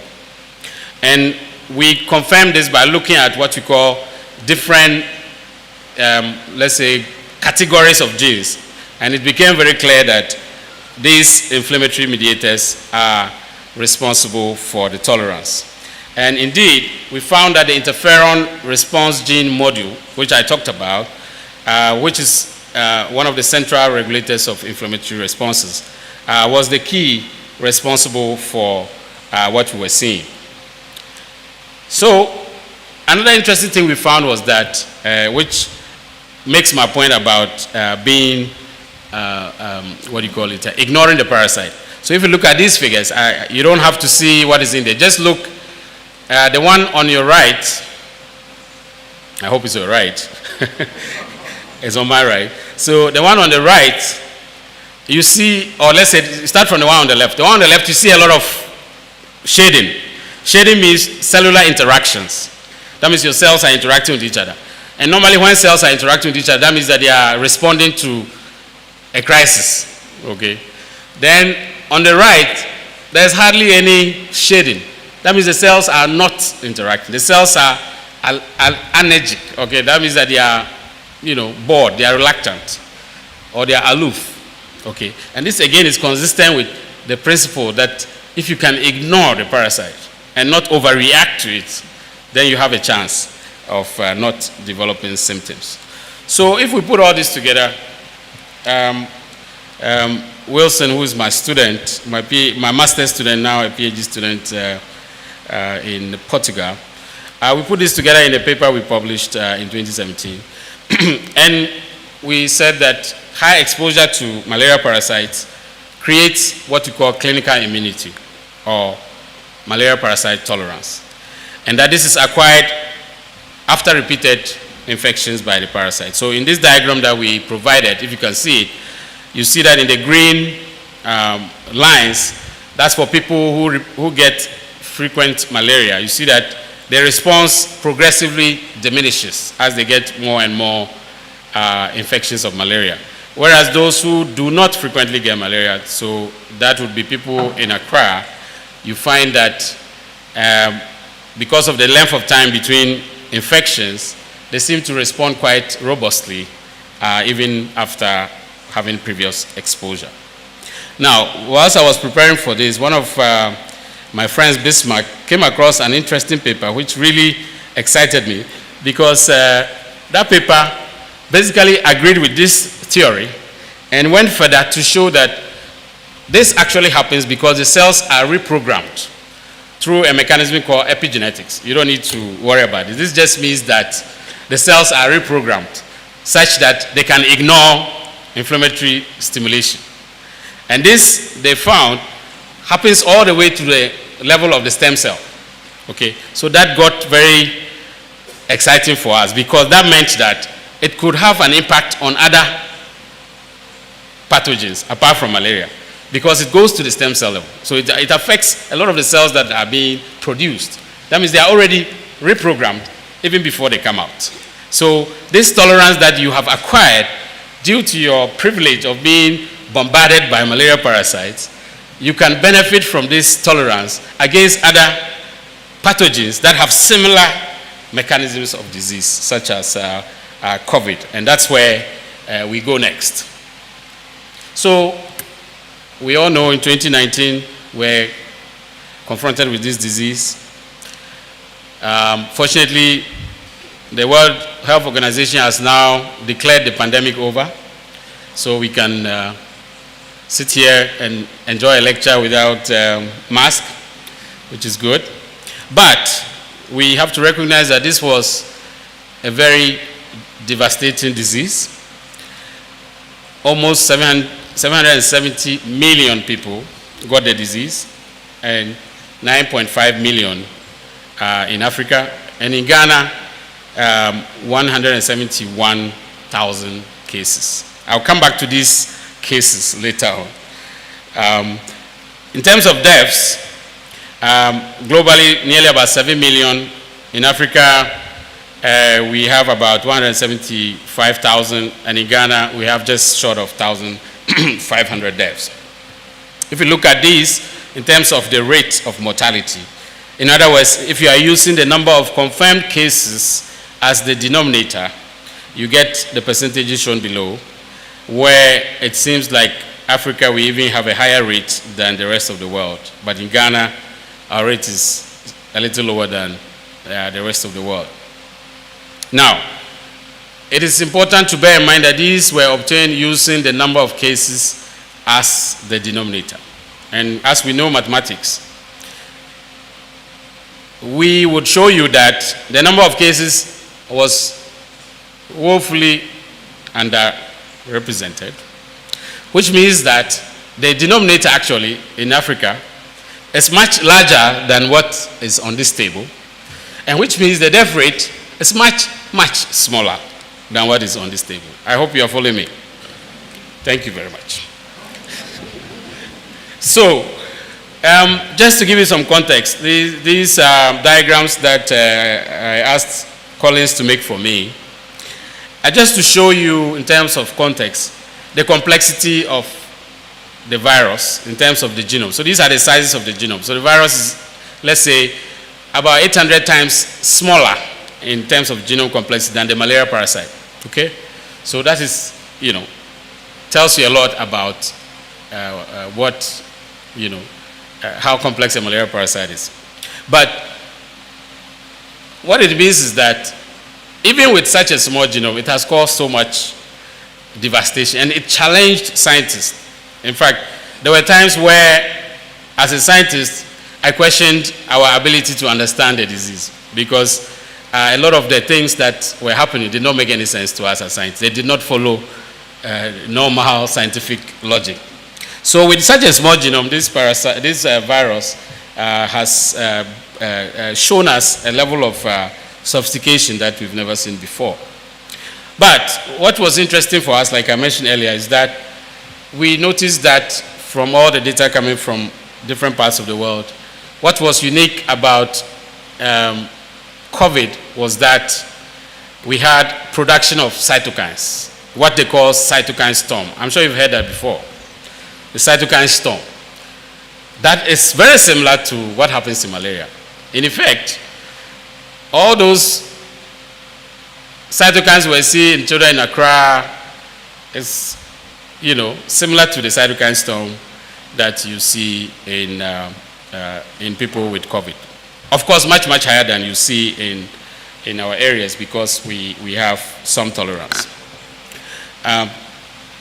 So then this debate about why, why there were only 170,000 deaths in Africa. So if you look at this map, I hope you can see, you see that in Africa, sub-Saharan Africa looks very clear. Okay? Note that the darker the color, the more deaths. Okay? And this is corrected per 100,000 of the population. So you see that we were really doing well when you look at the number of deaths. And this sort of challenged the pre-pandemic predictions, where there was, a lot of gloom and doom about the continent. But if you look at the waves, there were pandemic waves, as we remember, and you see that the waves are shown here again. My student put this up for me. You'd see that Africa, our waves sort of lagged a little bit behind the global waves, and Ghana, our waves also lagged a little bit behind those of Africa, which was a good thing. But the waves did come, and we did get sick, and I'll show you. Sorry, we did get infected. Now, one of the theories for why we didn't have a lot of deaths was that there was a lot of excess deaths, what we call excess deaths. So they're saying that, several millions of deaths were missed on the continent. We didn't count them. We just didn't count. They just died. They died, and we just didn't see. So this is one of such studies that makes that case about excess deaths. And in the case of Ghana, I know you can't see it well, but they tried to say that our deaths were at least 30 times more than we reported. So in other words, they're saying that about 40,000 people died, and we didn't know. Okay. So when I saw that, I was not happy. So myself and some friends, we responded to the publication. So you see here that we rebutted the publication and said that we don't think that that analysis makes sense. So anyway, we don't believe that 40,000 people died in Ghana we didn't see. It's not possible. Okay? Because I make the case that COVID was in Accra a lot before it even went to the villages. How do you hide dead bodies in Accra? In fact, it's more expensive to bury somebody, than to just declare them and give them to the COVID people to go and bury. So why would you hide 40,000 bodies in Accra? So I didn't believe in that, and we made that case. There's also the theory about age, that Africa will have a younger population, which is a good point. But studies have shown that even if you control for age, still Africa we did better in terms of not having severe disease and not dying. How about genetic factors? Yes, it's also possible that being black has some advantages. So maybe we had some genes that protected us. Now, the problem with that theory is that our brothers and sisters who lived in the US and UK and Europe, they had no advantage when it comes to COVID. The data shows that black people were as vulnerable as white people. Okay, so that theory cannot be sustained. That the virus was weakened by the hot weather, which also is tempting to think about. But when you look at places like India, okay, where it's quite hot. If you've been to India, it's quite hot there. But the virus caused a lot of devastation there. And then other very warm countries. Then there was the theory, which a lot of scientists subscribe to, that maybe there's cross-protection. That means because we've been exposed to so many other viruses, especially cold viruses, that maybe that immunity that we've developed is helping us to resist, the virus. But our studies have shown that that's not really the case, because if that were the case, you would find that the levels of viruses in people who get infected here will be low because the antibodies will control the virus, but that was not the case. People had viruses, all right, loads of viruses. If you ask our friends in Uguchi, they had people with, CT values in the teens, which means there's a lot of viruses, okay? And so it wasn't a question of controlling the viruses. And then more broadly, maybe a robust immune system that has been built by our bombardment by many pathogens, all the WACCBIP and the roadside, omutuo that we eat and all the pathogens that were exposed in that process. Maybe that protected us. Well, again, that would make sense, but if you go to the slums in South Africa and India and all that, they have they can challenge us for germs, gem for gem. So how come they were not protected? So that theory too cannot really survive. And then we had more effective control measures. This is something the politicians like a lot, that they were very successful, okay, very effective in controlling the virus. And I will show you that it was not really the case, okay? But credit where it's due, our government in particular, they did quite a bit with the president himself showing leadership. So they did what they could do. We just didn't listen to them. We still went and had our funerals with our, mask on the chin and eating chicken and talking to each other, whispering to each other, So we're spreading the virus pretty good. So it's not a question of not spreading the virus. We were spreading it very well, okay? So it's not true. Better patient management. Again, I think there's some truth to this. I think our doctors did really well. Those cases that were severe, I think they saved most of them, which was good. And I think that if there's any credit at all, the health facilities did very well. But again, yeah.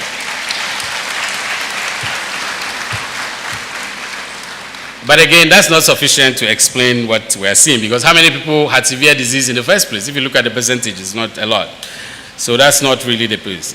Then there's divine intervention, yeah?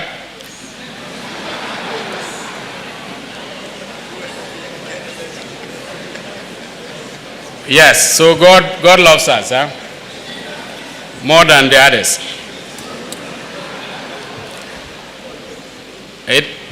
But again, there's some truth to this, because those of us who believe that malaria helped us, it's God that made us have malaria. So you can make a case for it, okay? So anyway, if you look at all these, none of them are sustainable, okay? Each of them can be easily knocked down, okay? So what I'm offering today is a unifying hypothesis, something that takes all these into account, including the divine intervention. Because look at this map. This is the map of malaria cases in the world in 2020, when COVID was at its peak. What do you see? Do you remember the COVID map? Okay. Now, look at them side by side.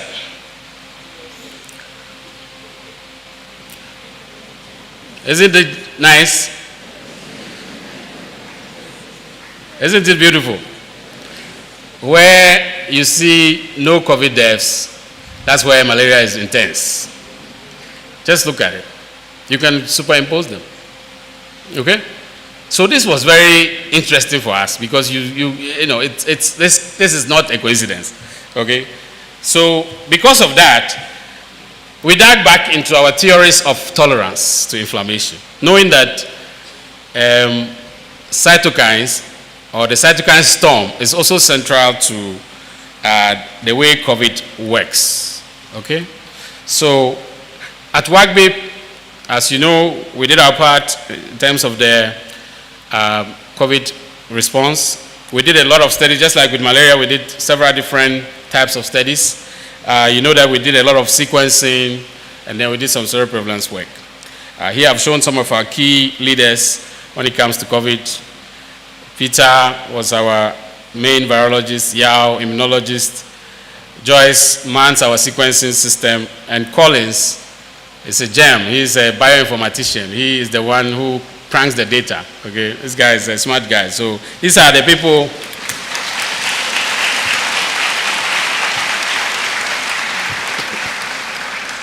In addition to many, many people, but you know, these are some of the key people who allowed us to do what we did as WACCBIP, okay? And some of the contributions that they did, you know, we leveraged our existing capacity, okay? When COVID struck, we were busy trying to sequence malaria parasites, and we put that aside and redirected the resources and the talent to working on COVID. And that is because we had the capacity to mobilize resources. We did not wait for the government to give us money to start sequencing parasites. We redirected the resources we already had to sequence malaria parasites to start to sequence COVID-19 viruses. Okay? And we also redirected a lot of our human and material resources towards this. And we had a lot of collaboration with many, many institutions across the country. Noguchi, one of them, KCCR, and many, many, many laboratories and hospitals around the country. The infectious disease center, as well as GAIST, these were all very, very cooperative in terms of working with us to get patient samples to test and to try to understand this disease. So if you look here, you look at samples we got from across the country.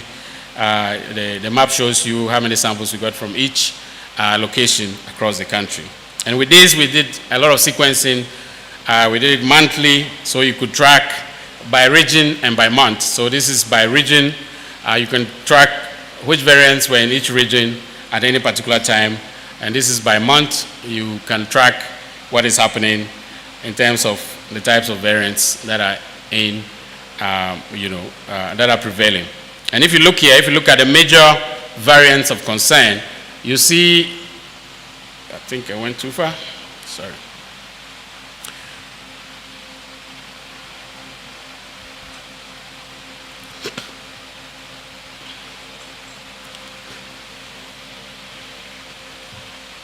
So you see that the major variants of concern, you have the alpha, the beta, the delta, all of them took their turns to dominate. So you see these waves, okay?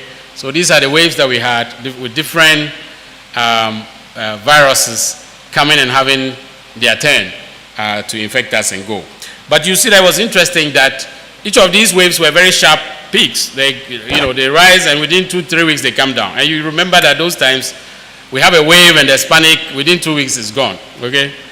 And that is partly because the virus was spreading fast and we were getting some kind of herd immunity within a few weeks because all the people who were able to transmit the virus did.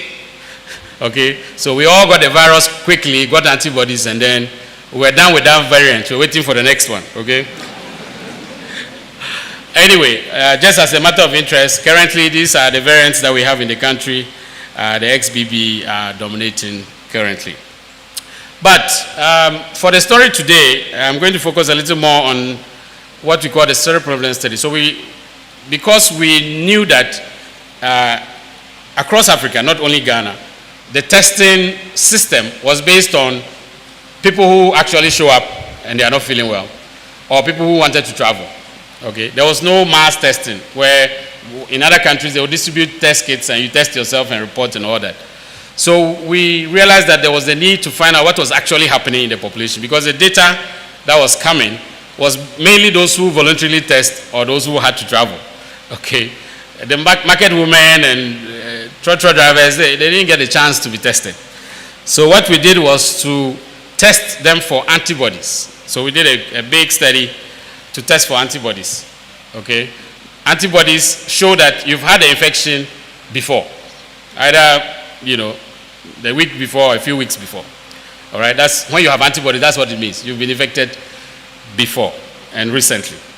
Okay, so we targeted what we call the economically active population. So we went to public places, went to workplaces, churches and mosques, and so on and so forth. And we did a lot of this together with SHAG, okay, the Christian Health Association of Ghana. Okay, they have so many facilities in some of the most remote areas. So working with Ghana Health facilities as well as SHAG facilities, we were able to cover many areas. And these are some of our team members.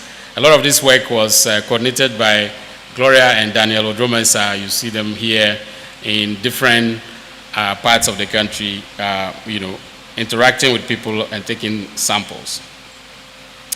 So in addition to doing this in Ghana, we also had funding from the Rockefeller Foundation to extend this to other West African countries. So we chose Burkina Faso and Nigeria.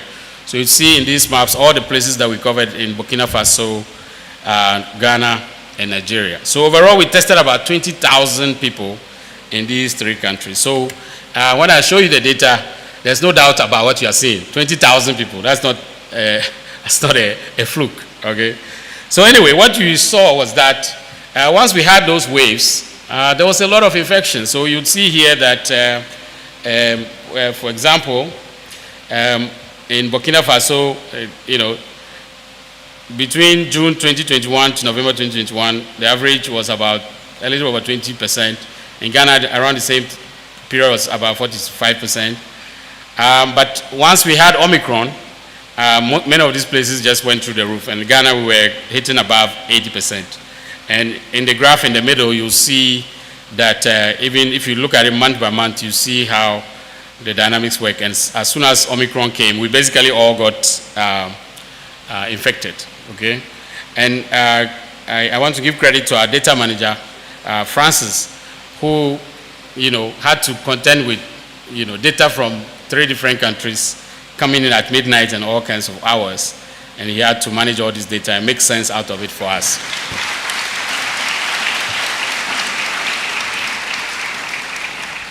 So let me just narrow in a little bit to Ghana. So you see here, I've just zoomed in for you to see what happens in Ghana in 3 periods. You see that after each wave, more and more people got infected, okay? So the idea that we control the virus, it's just not borne out by the truth, by the fact, because at some point, 80% of the people we tested had antibodies, okay? And then if you look at Greater Accra in particular, you see the same trend basically, that by the time we had Omicron, about 80% of us had the virus, okay? Now, what was interesting for us is that as part of the questionnaires we used to recruit people for the study, we asked them whether they knew that they had COVID. In other words, did they have a test? And you see that that red part of the pie, which is about 90% across the 3 countries, they never took a test, so they did not know that they ever had COVID. And almost all of them didn't even know because they were not sick. A few drivers said, oh, they had some small cold, but it was nothing, They went to work all right. They never missed a day of work. Okay, so this was again fascinating to us because it confirms that we were quite robust in the face of this virus. We got the virus all right, but just ignored it. Okay, and this ignore takes us back to the tolerance that we learned from malaria. How do you ignore a pathogen? It's malaria that taught us how to ignore pathogens. So one of our PhD students, Kessie, working with Peter Kwashi, they took the samples that we got from all these hospitals and then those that were testing for travel and others, and then contact tracing. So normally, most of the asymptomatic people, you find them when you test their relatives who are sick. So because ordinarily they wouldn't even be tested because they are not sick. So you find the asymptomatics from those and people who are traveling, and then they find out that they have COVID, so they can't travel. So anyway, we had two groups of patients: those who had the virus but didn't know, were not sick, and those who had the virus and were sick and in the hospital. Okay. So it's slow, but anyway, this may be too small for you to see, but what I'm showing is that in the red bars, you see those who had symptoms. So these are levels of various cytokines, pro-inflammatory cytokines. You see that the red bars show those who had symptoms or symptomatic, and the green bars are those that were asymptomatic. And you see that across the board, those who had symptoms had way more cytokines. And more interesting, you see that those who did not have symptoms seem not to make any cytokines at all. They ignored the virus. They did not make any cytokines at all. If you look, most of the green bars are flat. Okay? So this was very fascinating for us. And then we wanted to find out, did this have to do with how much malaria they had? So we looked at their levels of malaria-specific antibodies. So these are some malaria antigens that we had. We just tested them for antibodies. So you see that, again, it is very generally true that those who were asymptomatic, in other words, those who were able to ignore the virus, had more previous exposure to malaria. Okay? And then we even took this further. So Kessie took cells from some of these people who were infected, asymptomatic and symptomatic, and cultured the cells and directly stimulated them with malaria parasites or COVID-19 antigens, okay? This is to directly find out whether they will respond. And you see here again that if you look, symptomatics are in red and asymptomatics are in green. You see that for the most part, the asymptomatics ignored the antigens, okay? So this is, we believe, the basis for them being able to ignore the virus.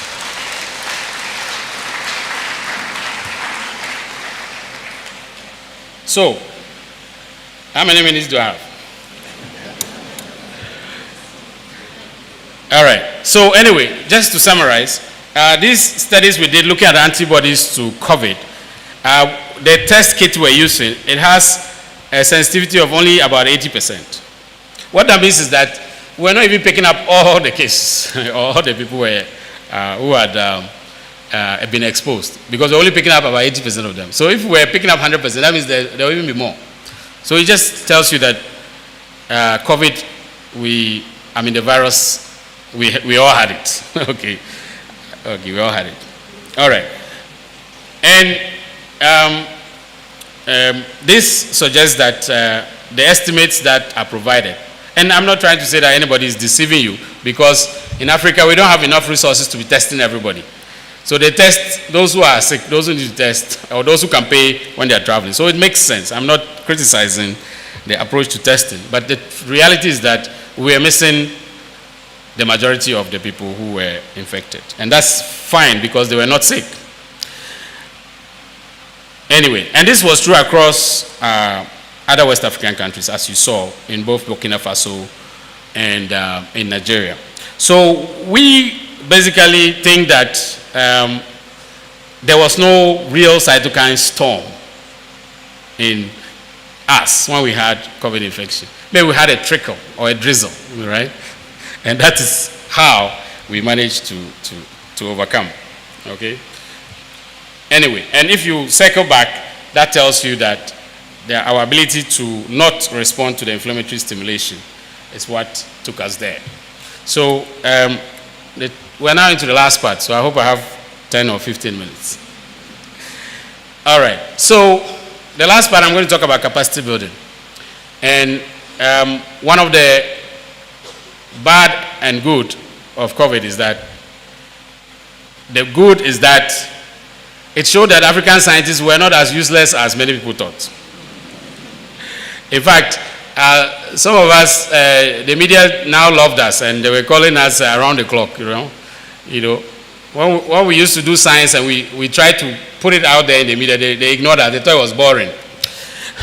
But now they were really interested in what we're doing. But it showed that African science had a heartbeat. Okay? Because we were able to sequence the virus just like others did.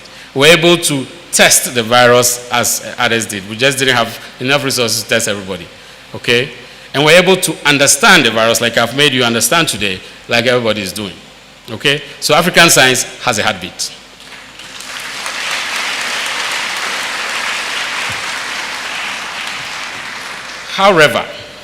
However, we had to beg for vaccines. We had to wait for vaccines.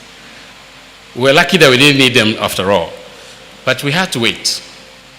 Others had to take second, third jabs before we got one. That is a warning for us, that we need to do more in science. We need to be ready next time.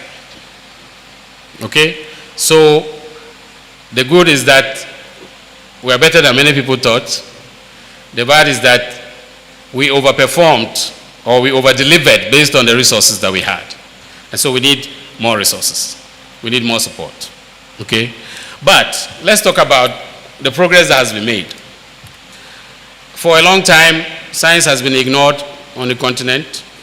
Indeed, about 15 years ago, heads of state of Africa met and had a nice party and swore that each of them would spend at least 1% of GDP to support science and research.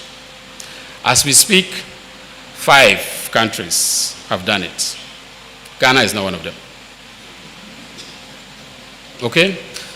Ghana, we are about 0.4% or something like that. Okay? Which is not bad. Others are like 0.1. But it tells you that even the minimum commitment that they made, they couldn't meet.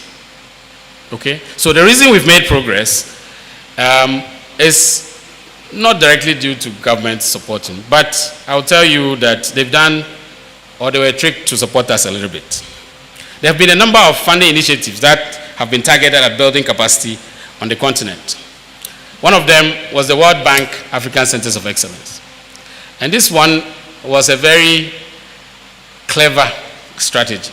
So the World Bank decided that they would make a call for proposals to establish centers of excellence. They will make it a competitive process, let scientists compete.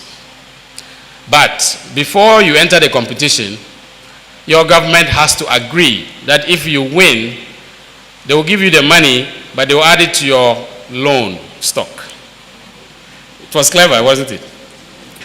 Because each of us who won got $8 million to do science, to support young people to do science, and all of you here would pay for it.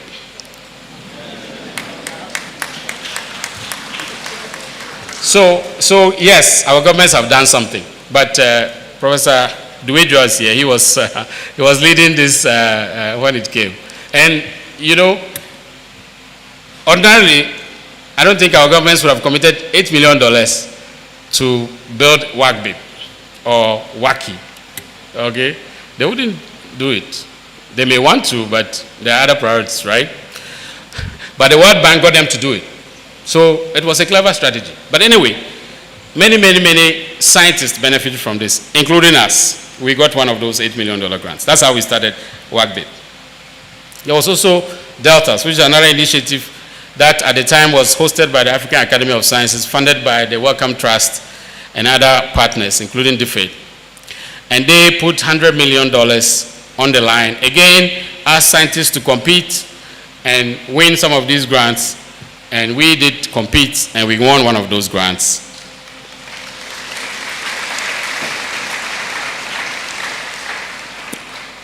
Luckily, after a cut in funding due to COVID, they've resumed, and they did another round of competition, which we won one grant again. So we are part of the Delta's Phase 2. There's also been the H3 Africa initiative, which is a genomics or genetics, human genetics focused initiative funded by the NIH of the US and the Wellcome Trust of the UK. And this has also supported African scientists across the continent to build capacity for genetics research to understand non-communicable diseases better. And WACCBIP, with other partners, we also access some of these resources to build capacity for genetics research. And then, just the last one I want to mention is that the UK government made a strategic decision a few years ago to redirect some of their, what they call overseas funding, or foreign overseas investment, whatever they call it. But they directed these resources, 1.5 billion of it, pounds, towards grants to African UK collaborations. And this also made a significant impact to WACCBIP and to many African institutions that were able to compete and get some of these resources. So anyway, back to WACCBIP. So over here in Ghana, at the time that some of these initiatives were going on, I was the head of the Department of Biochemistry. Professor Koram was the director of Noguchi, and the World Bank call came, and we saw it as an opportunity to access some of these resources. On my side, at the Department of Biochemistry, it was a department that was deprived of resources for a long time. Before I went to the US, we had, barely nothing to work with. When I came back, we still had barely nothing to work with. And so this was an opportunity for us to make a difference to the department. And moreover, there were a lot of young people in the department. In fact, I thought I was young, but many of them were younger than me. So I could gather them together and let them work. And they had a lot of energy. There was what I call restlessness. They were restless because of the lack of resources to do good quality science like what they did and wherever they came from. So working together with friends from Noguchi and our University of Ghana Computing Systems, and supported by some of our foreign partners, including the American Society for Cell Biology, we put together the proposal to set up WACCBIP here at the University of Ghana. And like I mentioned, we were fortunate enough for the government of Ghana to commit to give us, or let us take the $8 million, and they would charge all of you to pay for it. So that's how we got started. All right, so I've outlined all the different mandates that we've had, the schemes that we've worked with. We're also an Arua vaccine development hub, with something that came in the wake of the COVID. But the vision that we had for the center was to establish a major hub for biomedical research training and the development of homegrown, globally competitive African science leaders. So we were really focused on training new leaders, finding young people wherever they are, the best young scientists, and training them. And this is because we think that to get the Africa we want, we need to provide opportunities across the pipeline, right from undergraduate to PhD level. And that's what we've done. We provided training for scientists right after undergrad all the way to PhD level and postdoc. We also believe that we needed to create an environment where high quality research can be done and where proper science leaders can develop. We wanted to ensure that there was equity and there was diversity and inclusion to make sure that nobody was disadvantaged. And indeed, people who were disadvantaged were given a chance to also get their opportunity. We tried to give our trainees a set of skills that are unique to the continent. Those of us who studied abroad know that doing science in Africa is not the same as doing science in the US or the UK. When I was in the US, if I did an experiment, it didn't work, I just throw it in the trash and order reagents online. And the next morning when I come, the reagents will be waiting for me and I will go and repeat the experiment. No sweat, right? Here, when your experiment doesn't work, you have to go through procurement for about 3 months before the VC will sign. And then it will take you 6 months for the reagents to arrive. By that time, your friends in the UK and the USA have done 50 experiments. That's why we can't compete, ladies and gentlemen. That's why we can't compete.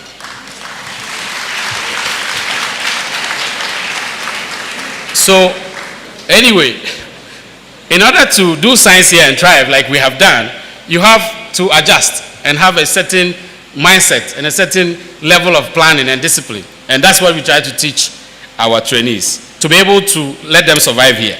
Okay?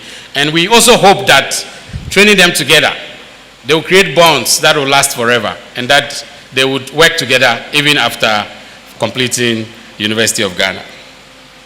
And then, finally, research is about innovation and supporting public health. And so we used research as the tool to train people, and that is the vision that we had for the center. And this is how we thought we could contribute to the Africa that we want. So let me quickly tell you how we've done. In terms of raising funds, one of the things we pride ourselves in is to be globally competitive, compete for some of the most competitive grants in the world. So we build a grants-manship culture. We build a work ethic where everybody tries to be independent and to write grants and to bring money to the institution. So over the period, we have helped bring $52 million to this institution.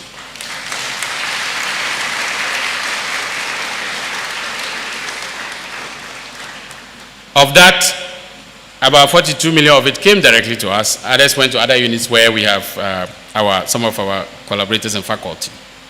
But the one that came to us, we were lead institution in about 3/4 of those grants, okay? Which shows that we lead. We take the initiative and we apply for grants and we compete for them. And that's how we build this grants-manship culture. And we want to emphasize that the majority of the money we brought in was used to give scholarships or fellowships to students and to buy equipment and to put up a building. We invested it right back into the system.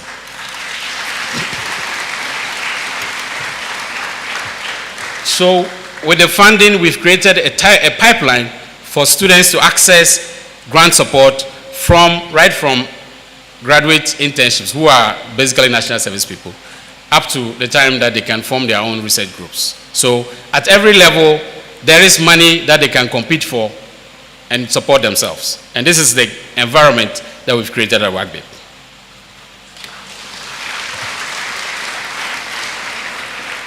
In order to do this, we had to create an environment that is world-class, that can support world-class science. And like you saw in the video, Yao was, in the UK, and he was looking for an opportunity to come home. So when he met me and I invited him to come over, he came over and saw the facilities that we had put in place, the culture that we had put in place, and he said, I can move from the UK and come here and do science. Okay, and that's how he came back.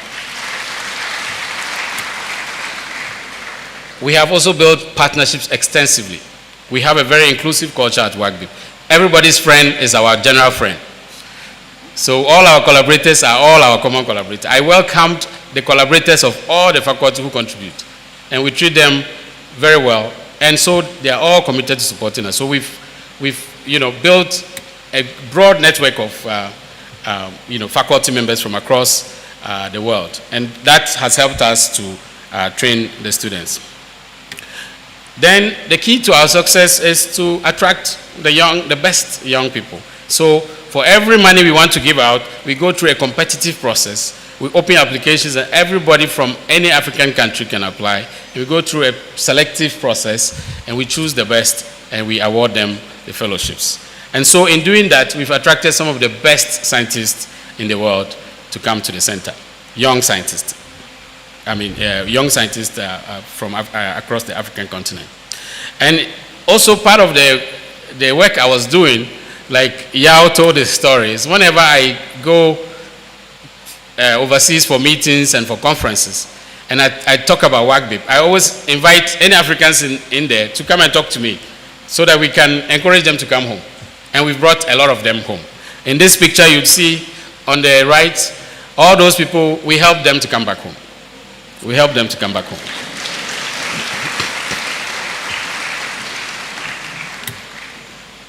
Just some numbers.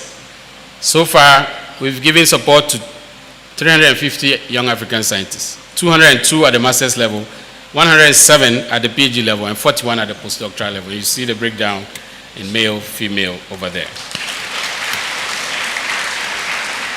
This is a map showing where all the fellows have come from. They've come from mostly West Africa, but they come from far and near, as far as in Southern Africa. We have somebody from Botswana who did some of the work that I showed you. And so we are saying that all African scientists have an opportunity. If you are one of the best, you have a chance to come to WACCBIP and develop your talent. Now, what has happened to our graduates that have come out so far? We like to monitor and evaluate. So, for master's graduates, the majority of them have gone on to do further graduate studies. That means they've gone into a PhD program and so on and so forth, which is good, which means that we're building research capacity. It means that we're achieving our goals. Some of them have gone into industry, to the public health sector, and to research institutions. In terms of retaining them on the continent, about half of them have remained on the continent. And that is not bad, considering that these are master's students, and after master's, many of them would want to go outside and do PhD, but we hope that they will come back. For the PhD, in fact, for the PhD, 86% of them have remained in academia, okay, as you can see here. Few have gone into industry and the public health. And for the PhD, many more have remained on the continent. About 80% have remained on the continent, which is very good for us. For the postdoc, which is basically the end of the line in terms of our training, from here they become independent scientists. You would see that 96% have remained in academia. And more importantly, I think my graph, some of the labels are not showing, but more importantly, about 90% of them have remained on the continent. The World Bank did a survey to look at the impact of the centers that they established. And I just want to highlight two things.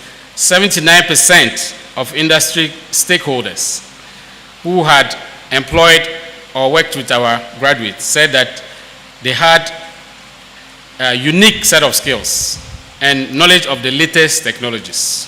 Okay?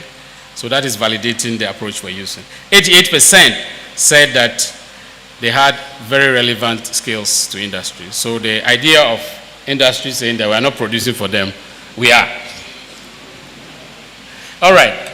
As an academic institution, we are measured by publications as well. We have produced more than 350 publications from the center since we started. And we make it a point to let our students and postdocs lead. So you'd find that more than 80% of these publications, a student or a postdoc is the lead author. And this is how we build African science capacity. Majority of these have been in malaria because that was our major area of research. But you see that COVID and other diseases have been covered effectively in our output. I want to highlight one of our own, Dr. Awandare, who you saw in the video. He's started a biotech company. One of the challenges we have is that we have to create opportunities for the scientists that we train. We cannot be training scientists for them to be in academia alone. We need to create opportunities in industry for highly skilled scientists. Most of the industries that we have, when you go there, they don't need a PhD scientist, or they don't want a PhD scientist, because they don't want to do any complex research. They just want to maybe make drugs or make some, what do you call it, Cerelac or whatever. They just want to produce based on a set formula. So research and innovation is not something they prioritize because it is expensive. It takes long-term investment to start to get rewards. Okay? So in this crisis, some of the scientists have to be bold and start businesses and create opportunities. And Yao has taken that initiative and started a business.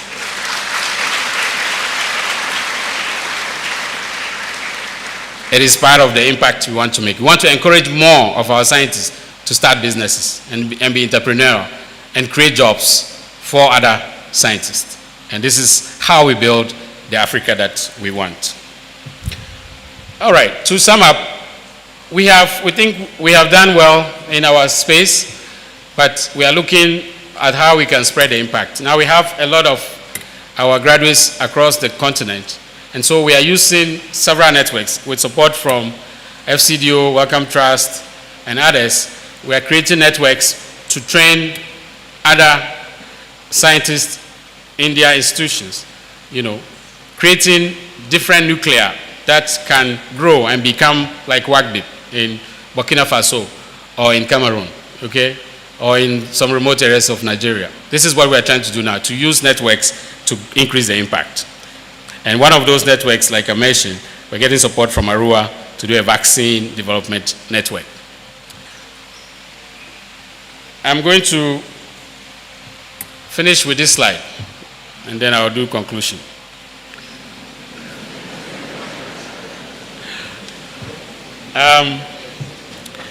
Before COVID, we advertised for PhD positions.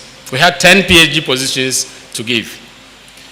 We had 518 applications from across the continent. You can see where they all came from. Nigeria is one of our popular places. They had more applications than Ghana, so that tells you how enthusiastic they are. But what you see here is we have started a revolution, a vision, and the young people are responding. They want to be part of it. So can we cope? How do we continue to provide opportunities? How do we sustain the work that we've done? Would governments step up and put research into science? Funds into research. Okay? Would we have a proper private sector that is employing PhD scientists? Would the government require all pharmaceutical companies to have a research unit headed by at least 2 or 3 PhD scientists? It should be compulsory. This is how we innovate. This is how we can make our own drugs and our own vaccines. We need that kind of policy. So, ladies and gentlemen, I'm done. I'm going to give you the conclusions. So, I believe, or I hope, I've convinced you that malaria is not such a curse. That after repeated exposure to malaria, we learn how to tolerate malaria, or we learn how to ignore the parasite. And that the way we learn how to ignore the parasite, we use the same knowledge to ignore the COVID virus. And that's why we didn't die. That's why there were no dead bodies on the streets. That's why our hospitals did not collapse. Because God was with us.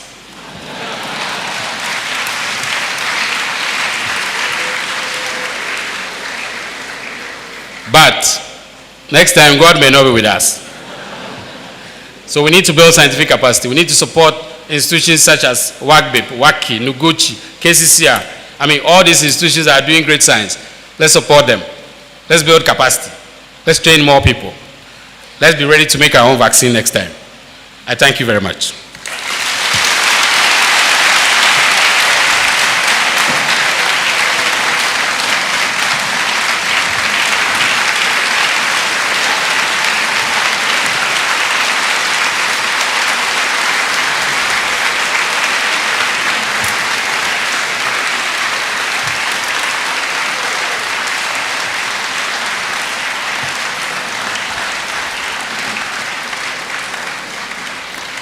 Thank you very much. Thank you very much. I want to say a few thank yous. That doesn't count in the time. So I think that whatever I told you today, I told you why all the other theories don't work, and I told you why my theory will work. So you can call that the Awandare hypothesis as you go home.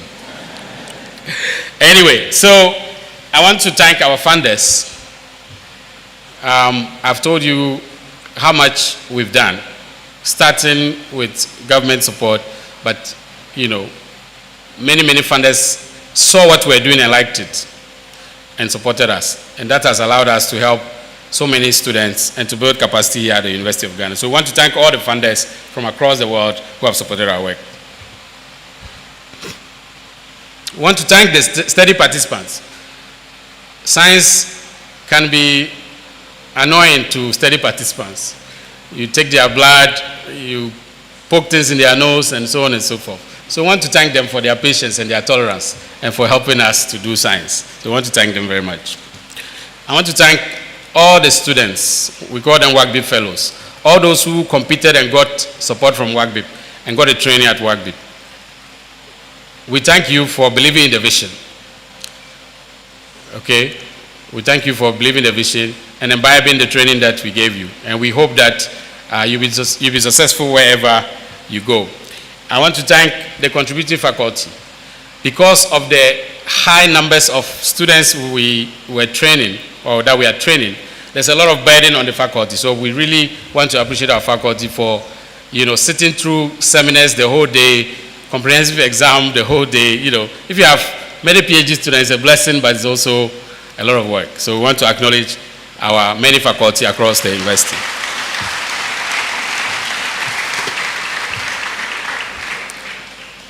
We have something called a WACCBIP machine. You see, on my door, I have a label there. If you look down, I don't know if you can see it well. It says, no excuses, just get it done. That's the motto of WACCBIP. We have a culture, a work ethic that says, just get it done. Don't come and explain. It's easier to just do it. And that is the ethic we teach to our people and all our students. And because of that, over the years, we have built a system that is very robust, that is competent, that shows that Africans can manage affairs in a very efficient manner, and that can deliver results, and that can compete globally. And that's what we call the WACCBIP machine. This is, you know, leaders all the way down to cleaners and drivers. Everybody knows what they need to do. They know that there's a certain standard that we need to meet at WACCBIP. And so I want to thank everybody for doing their part to keep the machine rolling. Thank you very much.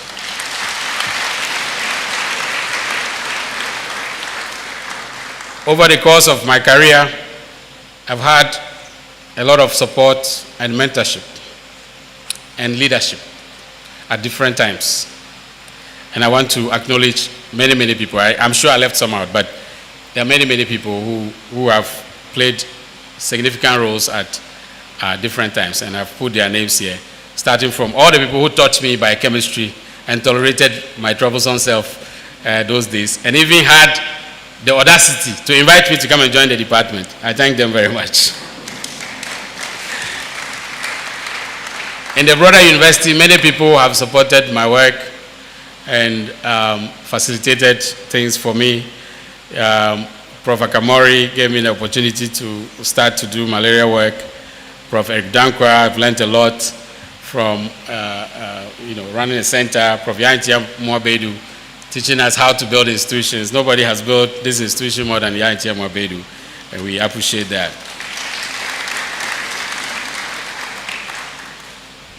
I've already mentioned Prof. Karam. Prof. Enezaite was the VC at the time, and I used to call him Mr. Research Intensive because when I came back and I was trying to be research intensive, he was speaking the language that I liked, so it really inspired some of the work that we did because he wanted the university to be research intensive, and that really had an impact on the type of things I wanted to do. There are so many other people who have listed who have supported us, including our current VC, who has been very supportive of us. We thank you very much.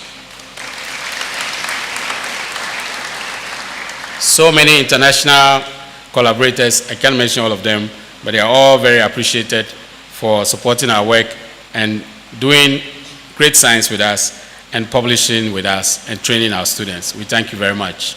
I'll end with my family. My parents are here. They sacrificed a lot to give us an education.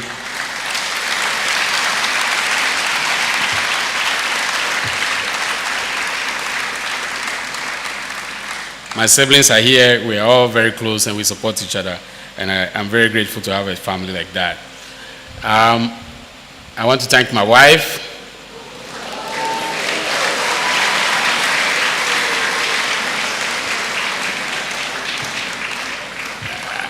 You see, I used to be handsome before.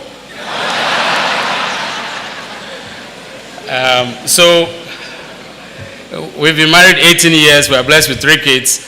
And, you know, he left his family and moved to Ghana with me so that I can do what I'm doing. So I thank you very much.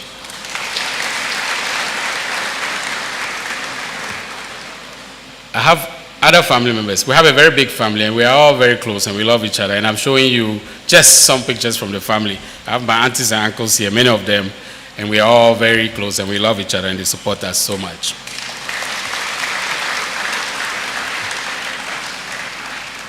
My life has been impacted a lot by my friends. If you do a stressful job like I do, you need time to de-stress. And I have a lot of friends that I've had since childhood, some through church, through Notre Dame where I went to school. I'm sure they are here, Notre Dame, you're here. And then to Presec, Awandare, you're here. And then so many people in UG. And you know, other social networks. We have basketball, we play basketball together. I have basketball people here. And then the Ghana's faithful. Where's Frank? Amfo. The VC's husband is part of the long-suffering Arsenal fans. Next year we'll win the league. So, yeah, and I want to remember one of my best friends who we lost last year. It's Ken. Thank you.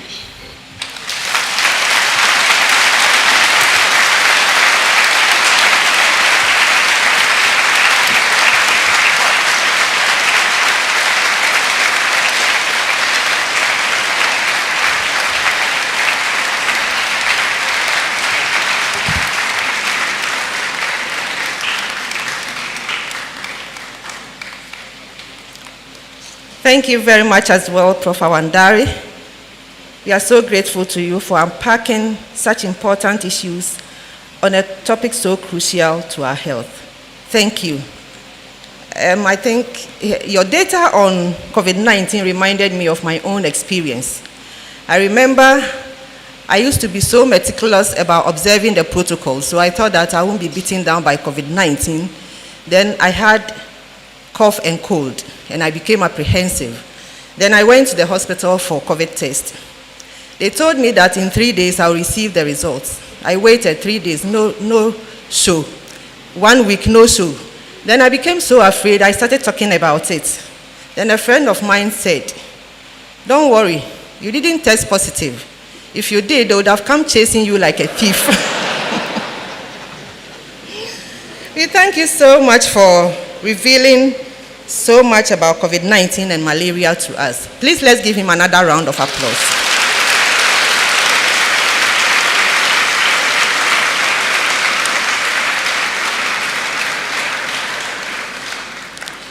On a lighter note, Pro-VC, please will you employ me as the treasurer of your congregation? I'll come for the name of our chair so that I put it in my application to you. Madam Chair, distinguished ladies and gentlemen, before we proceed, please permit me to acknowledge some personalities who have joined us today. We have with us our Chancellor, Mrs. Mary Chinwe-Hesse.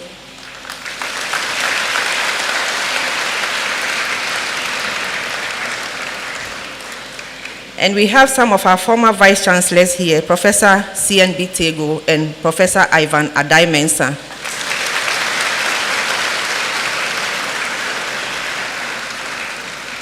We also have some of our former registrars with us, Mr. A.T. Kunu and Mrs. Mercy Hazel Appiah.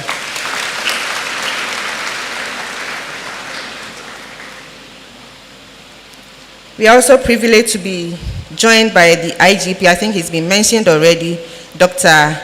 George Ekufu-Dampare, with a strong team from the Ghana Police Service.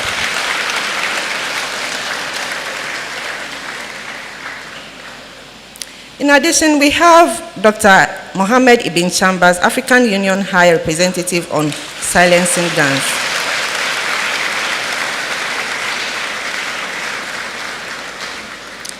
And then also we have Professor John Bafo Ajimandria, CEO of the John Ejekum Kufuor Foundation.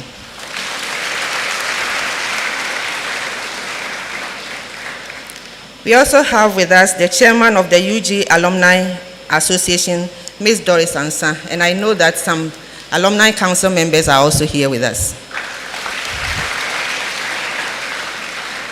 We thank you all. I'll pause here and we'll move on. As we go on, we will get to know some more people who are here with us this evening. At this point, we are going to invite the Ghana Dance Ensemble for the musical interlude. And usually, for an occasion like this, the Ghana Dance Ensemble has a piece of information for us. The dance they are to perform is called the Bima dance. This is a recreational dance of the Grushi and Frafra people of Upper East region. The dance is playful in nature, where young men and women playfully interact with each other through movements. For this inaugural lecture, this dance was selected to reflect the ethnic background of Prof. Awandare. It is said all work and no play makes Prof. Awandare a dull professor.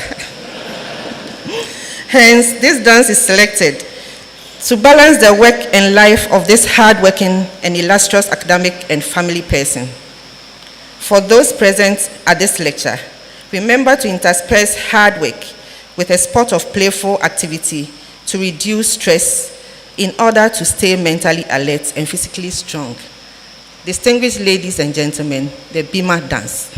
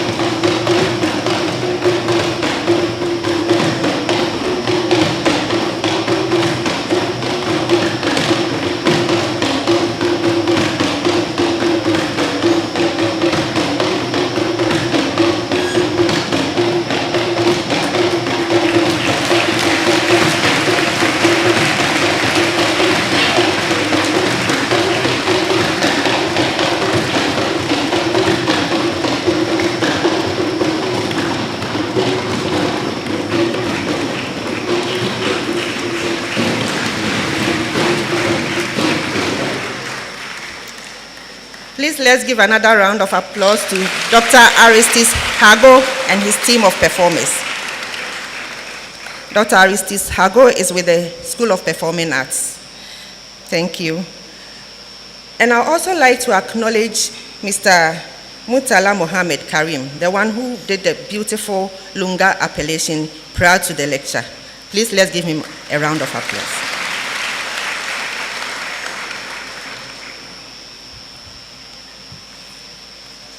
Madam Chair and Vice-Chancellor, it's now time for presentations.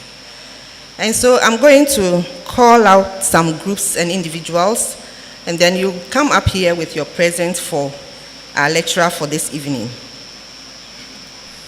The first on my list is the College of Basic and Applied Sciences. Professor Awandare comes from the College of Basic and Applied Sciences, and it actually starts from the School of Biological Sciences, which is situated at the College of Basic and Applied Sciences. And so I'll first of all call the College of Basic and Applied Sciences and also ask the School of Biological Sciences to get ready.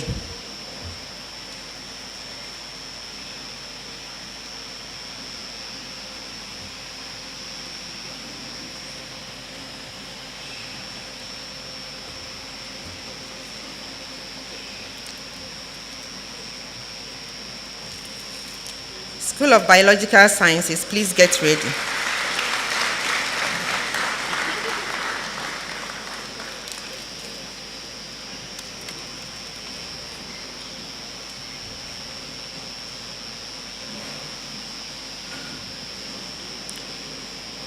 School of Biological Sciences. Okay, the School of Physical and Mathematical Sciences should also be on its way. School of Physical and Mathematical Sciences. That's a sister school in the college. Office of the Pro-Vice-Chancellor for Academic and Student Affairs.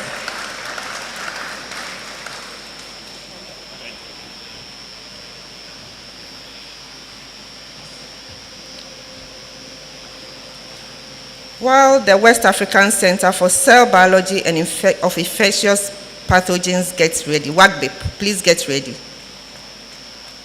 You will come after the Office of the Pro-Vice-Chancellor.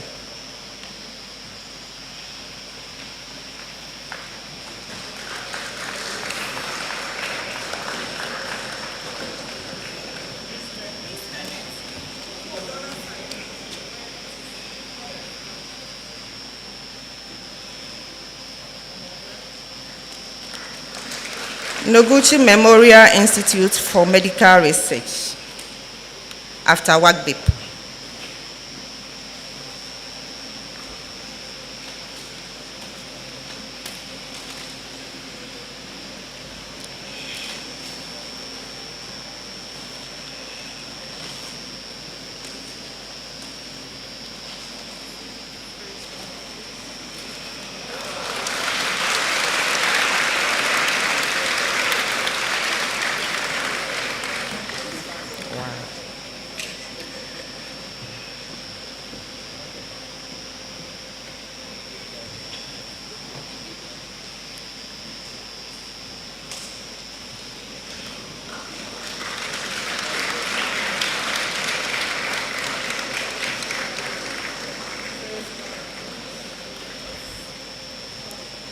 Noguchi Memorial Institute, please be on your way.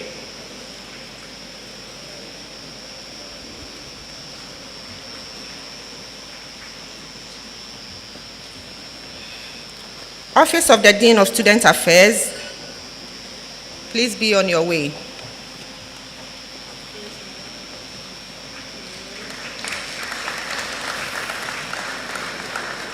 Office of the Dean of Student Affairs.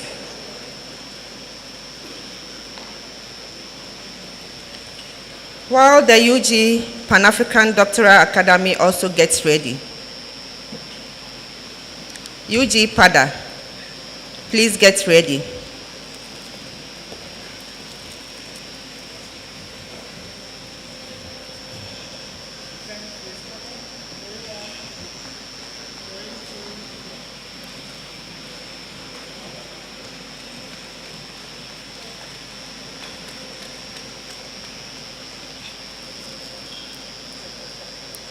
The Student Financial Aid Office, please get ready.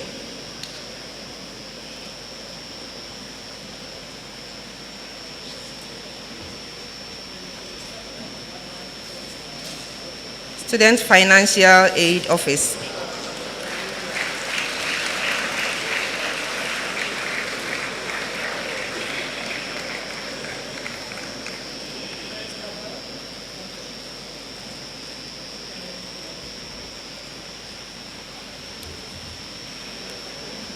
After the Student Financial Aid Office, we have the Academic Quality Assurance Unit. The Academic Quality Assurance Unit.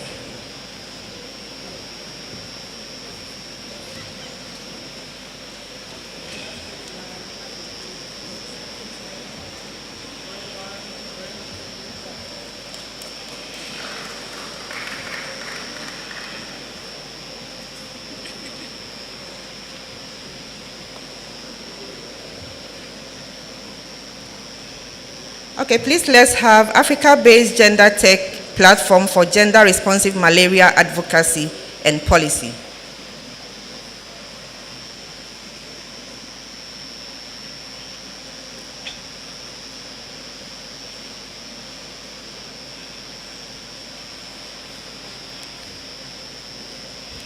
While the heads of halls get ready.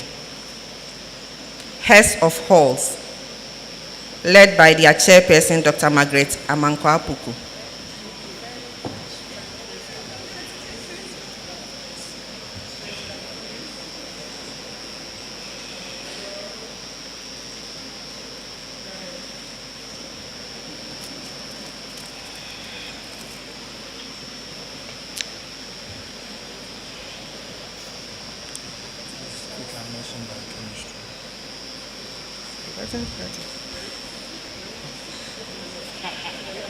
The Department of Biochemistry, please get ready. Department of Biochemistry, Cell and Molecular Biology.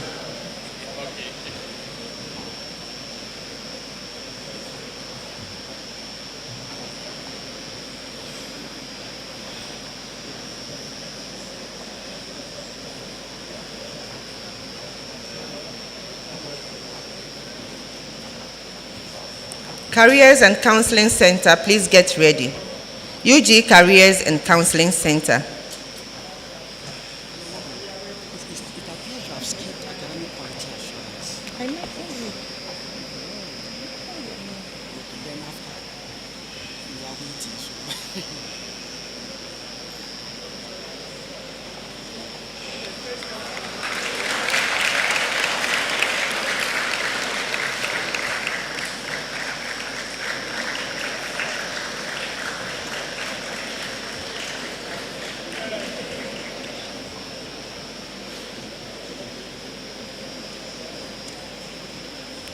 Academic Quality Assurance, I mention you again to follow Careers and Counseling Center.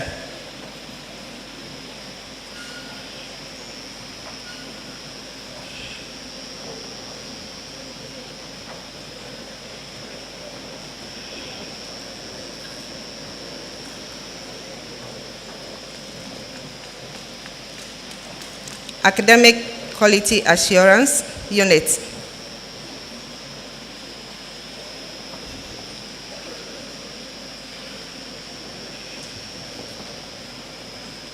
International Programs Office should get ready. International Programs Office.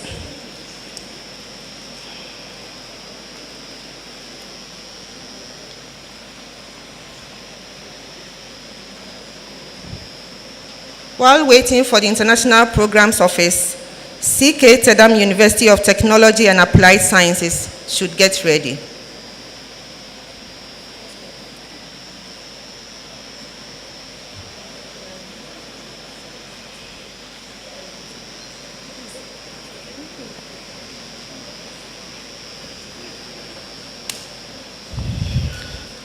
CK Tedam.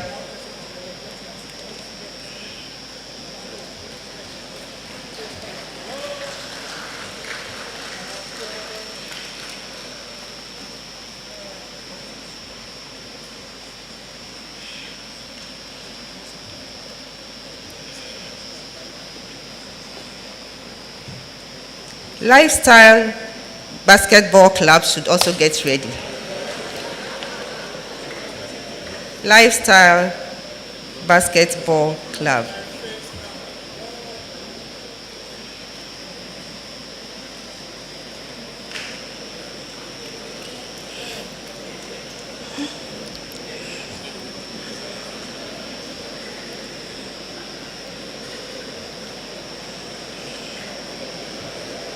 Baobab Group, please get ready.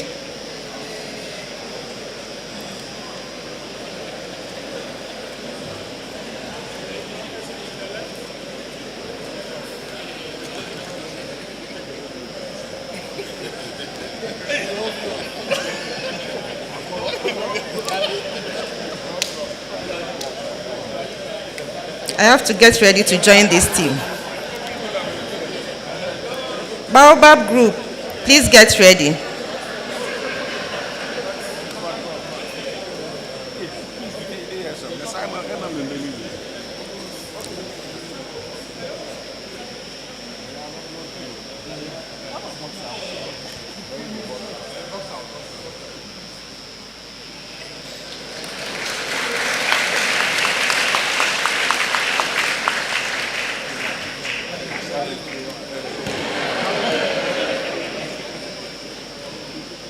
Baobab Group. Then Sosiga Community. Sosiga Community.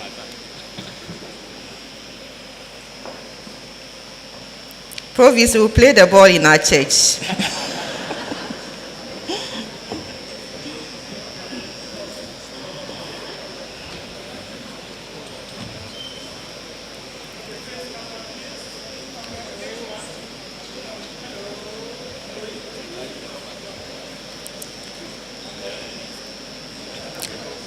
After Sosiga Community, we'll have UG Undergraduate Biochemistry class of 1998.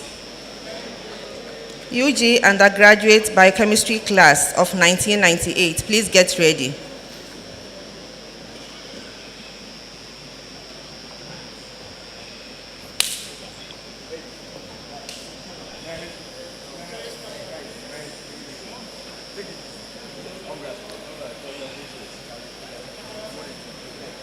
Biochemistry class of 1998.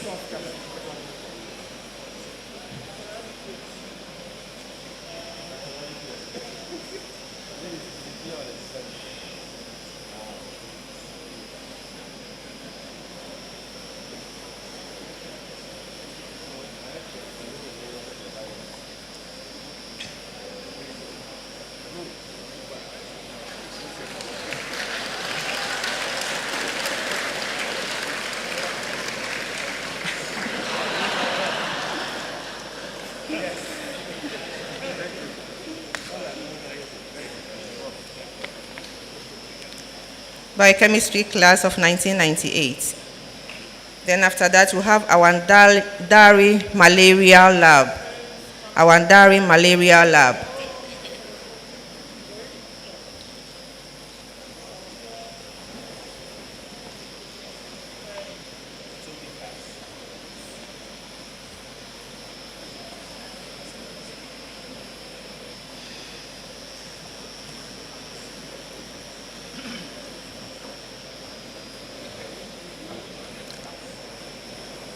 After them, we move to the old boys. And so Notre Dame old boys should get ready. Notre Dame old boys, get ready.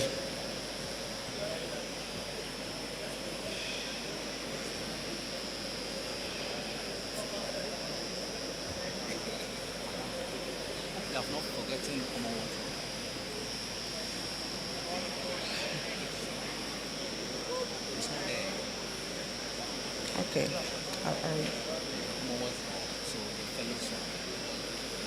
Specifically to done by people and students. Let me just show you for Commonwealth.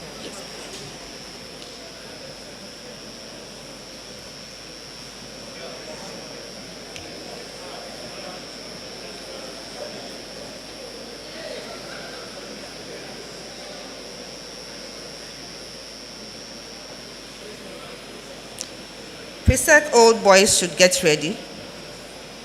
Presec old boys, please get ready.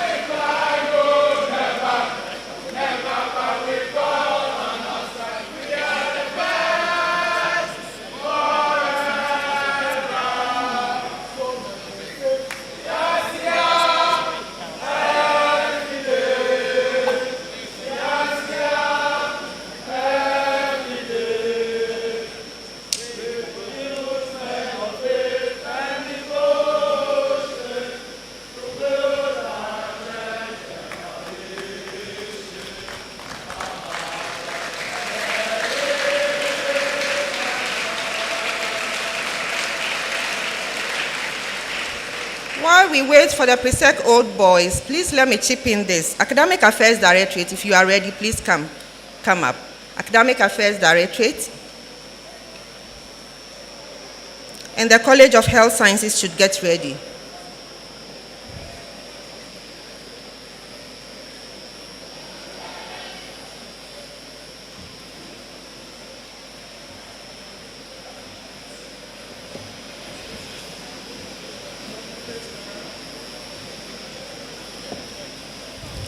College of Health Sciences, please get ready.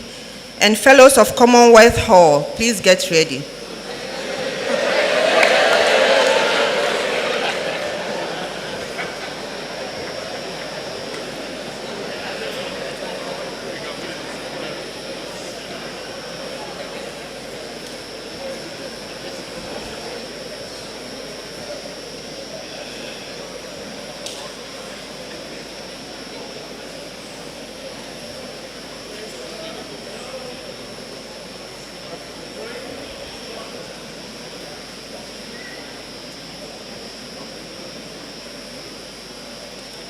Fellows of Commonwealth Hall,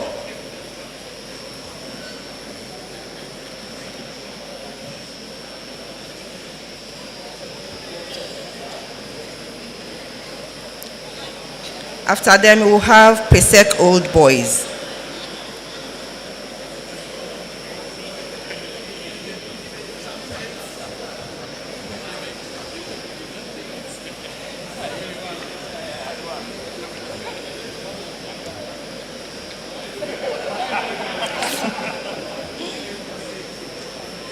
Presec old boys, please be on your way.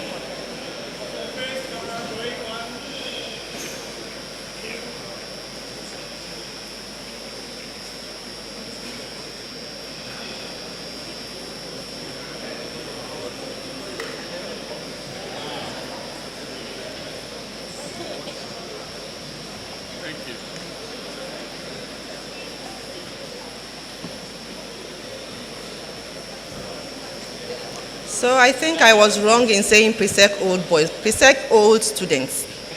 I remember in those days the sixth form used to have both male and female. Play this thing for us.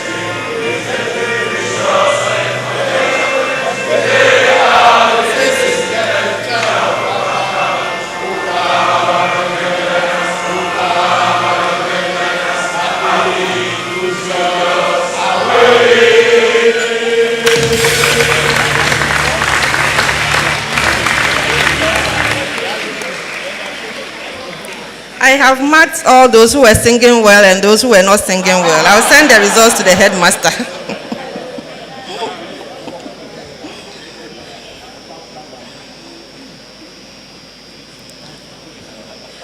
We now want to move to the family of Professor Awandare, and I'll start by inviting the aunt of Prof. Awandare, Aunt Regina Appiah, and her husband, Mr. Emmanuel Yalboachi, to make their presentation. Please get ready to make your presentation.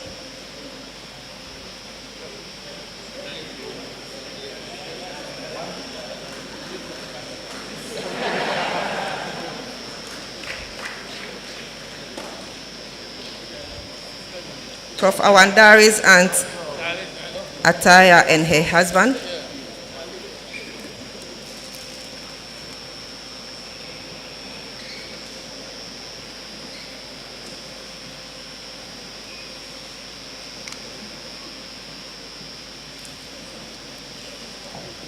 Prof. Awandare's parents and siblings should get ready. Prof. Awandare's siblings and parents.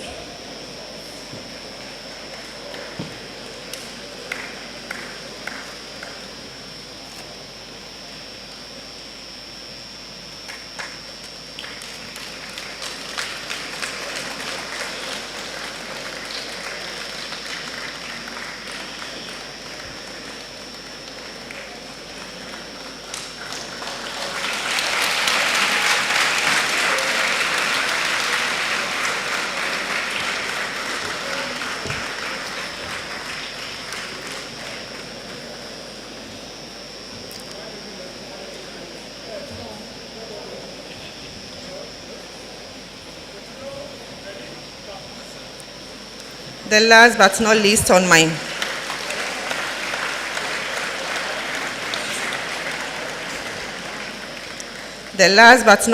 my list, we have Prof. Awandare's wife and children.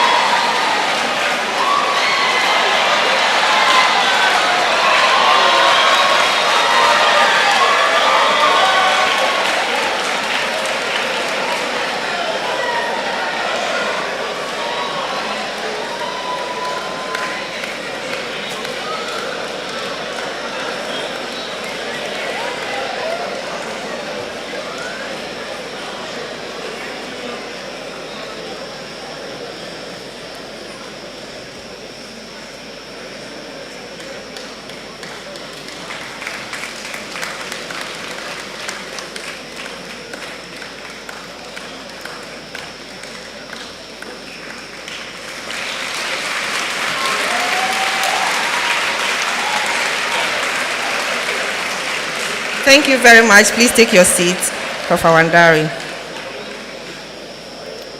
We are grateful to you all for your presentations. Ladies and gentlemen, before we take the chairperson's closing remarks, I'm happy to inform you that we were also joined by Dr. Samuel Kordonko, the president of the Pharmaceutical Society of Ghana.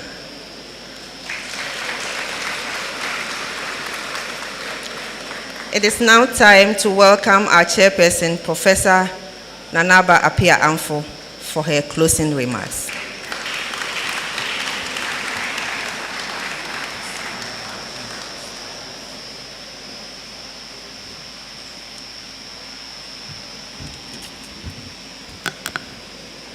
Thank you, Director of Public Affairs.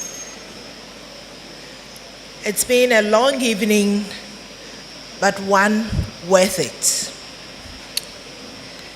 Gordon, I hope that after this long evening, you still have a lot of energy, because what I saw here...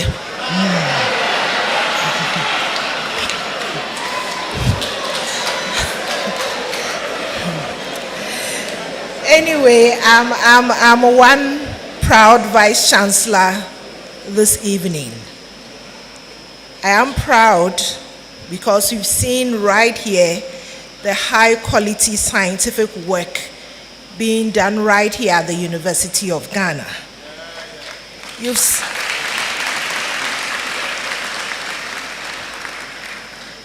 seen it for yourself. If any other university in this country tell you they are the best, well, the evidence is there to show. We have the talent. All that we need is more resources. And Professor Awandare has this evening made the case for African science. He's shown us that we do have the capability. Once we have more resources, we'll be able to do more. I hope that this evening, African leaders will be more committed to their earlier commitments of devoting 1% of GDP for African science. Prof. Awandare has also, I hope, made a case, and I hope that we have some parliamentarians here this evening, made a case for the procurement process, the sometimes cumbersome and lengthy public procurement process that we have. I'm sure that when the law was being made, they didn't have scientists on board and they weren't thinking about scientific research. I have to wait for 3 months to sign those contracts because I don't want to go to jail. But we do want to work to progress, and I'm sure that very soon we'll be lobbying some parliamentarians to support us to make the case so that we can have procurement for scientific research more rapidly done. Now, when I come for such lectures, I always pick up lessons. And so this evening, I want to attempt to give a summary of what he presented, because I cannot do it better than he did. But what are the lessons that I picked? And these are what I share with you as we close. The first thing, rather surprising, is that malaria is a good thing after all. Who would have thought? Now, I'm not sure whether I want to relocate to Kintampo or to Navrongo. Maybe you can help me decide. But I told him yesterday when I went to see the exhibition that, well, I don't know what all of this means for someone like me who doesn't get malaria. And I've given myself up for WACCBIP and Noguchi and all allied institutions for research. So we see what's happening. We suspect it has something to do with my genes, but we need research to be definitive about it. I'm sure that there are some of us in this audience who thought that we wouldn't survive an hour plus of a scientific class. Yet it's been enjoyable. I've learned more about genomics, pathogens, cytokines, and so on. I've learned that I don't have to pump up pathogens. We should just ignore them and we'll be just fine. The other lesson that I learned was that preparedness is important. WACCBIP and the other institutions here at UG, Noguchi Memorial Institute for Medical Research were able to do what they did during the height of the COVID period because they had the resources. What they needed to do was the resources were meant for something else, but what they needed to do in the heat of the moment was to redirect those resources. If we didn't have the resources in the first place, we couldn't have provided that level of support that we provided for the country at that time. So again, we make the case that we do need more resources and we can do even better. The other lesson is that we need to continue to build capacity, and it has to be done here in Africa for Africans. We've seen the retention rates of the PhDs produced at WACCBIP. When we do train Africans here for Africa, we have a high retention rate. WACCBIP has shown the way. We have homegrown and globally competitive Africans who can hold their chest anywhere in the world and do quality research. Last Monday, I was on a radio station in Monrovia. I was talking about UG, and they were asking about scholarship. I was able to say that here at UG, we offer scholarships thanks to institutions like WACCBIP, WACCI, WACCMEG, and so on. So it doesn't matter where you are in Africa, like he said. You just apply, go through a competitive process, and you can come on board. Now, I learned some lessons about the man himself. Professor Awandare has incredible talent, but he's shown that we can't make it with talent alone. You need to combine it with restlessness, non-conformity, and be passionate. You don't say stop till you get to your destination. No wonder the mantra at WACCBIP is no excuse, just get it done. Prof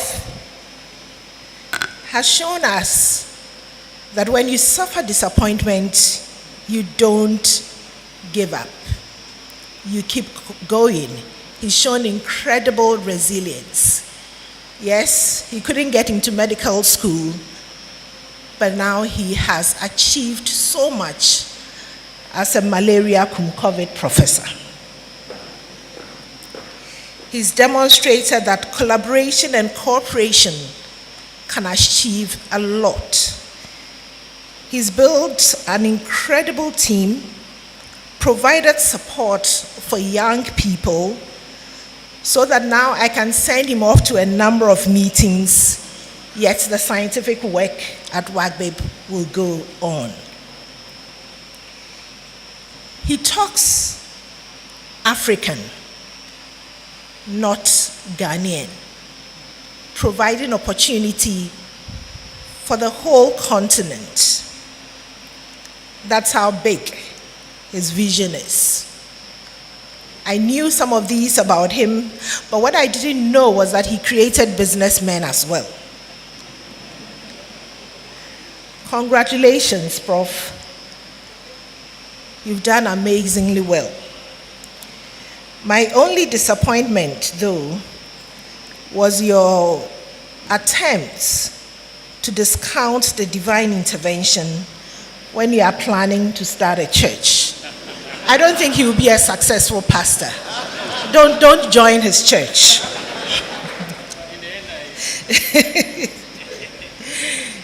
Truly, the man from Kandiga, born in Bolgatanga, schooled in Navrongo, Accra, and Pittsburgh, can be described as a giant of an African scientist.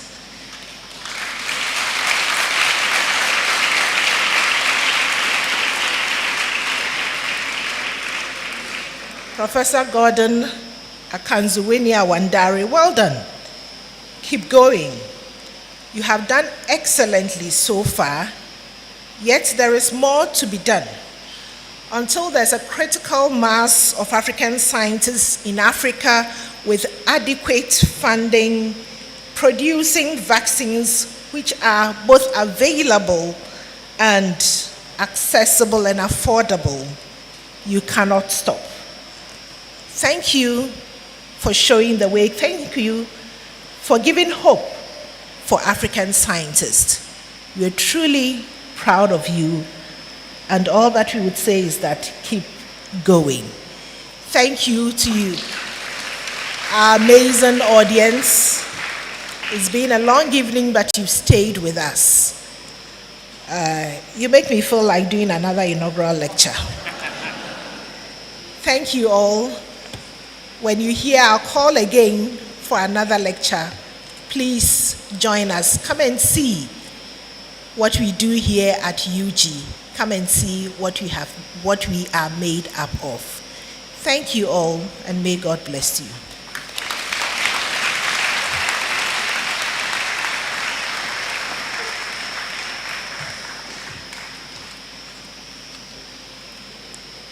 Thank you, and God bless you as well, Madam Vice-Chancellor and Chair. We thank you so much for the succinct summary of the lecture. If you didn't get anything at all from the lecture, VC has given you summaries to take away.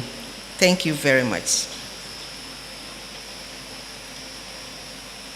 I would like to add my voice to the Vice-Chancellors to thank all of you who joined us for this lecture.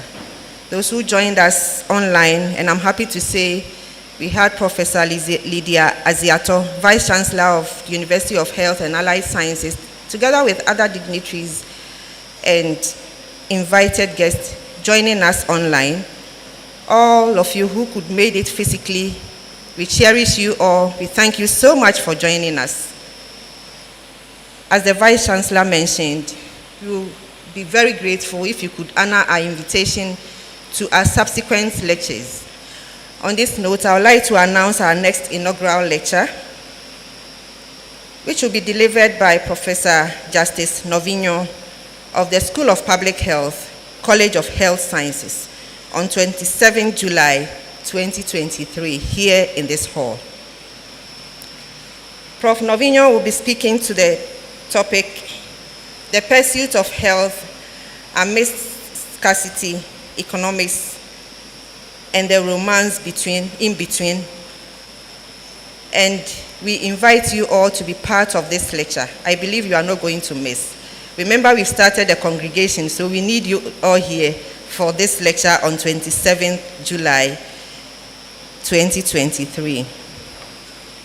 I'm also happy to inform you that we're still celebrating our 75th anniversary.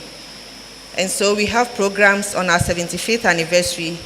Please watch out for our publicity and join us for all our 75th anniversary programs. We also have our 75th anniversary logo beautifully displayed there. We invite you all to take pictures and share on your social media platform. And remember to use hashtag UG is75 when you are sharing. Thank you very much. For our order of refreshments, we will have our senior members and guests on the north wing of the Great Hall, which is to my left, outside, the wing there. That's where we are going to have our senior members and guests for refreshment. And then we will host our staff and students at the AA Kwapon Quadrangle, which is the forecourt of the Great Hall. Before we recess, we have our Chancellor here. And so, after the university anthem, I will invite the platform party to join our Chancellor and our former Vice-Chancellors who are in front for group photographs before we proceed with the recession. On this note, distinguished ladies and gentlemen, please let's rise for the university anthem.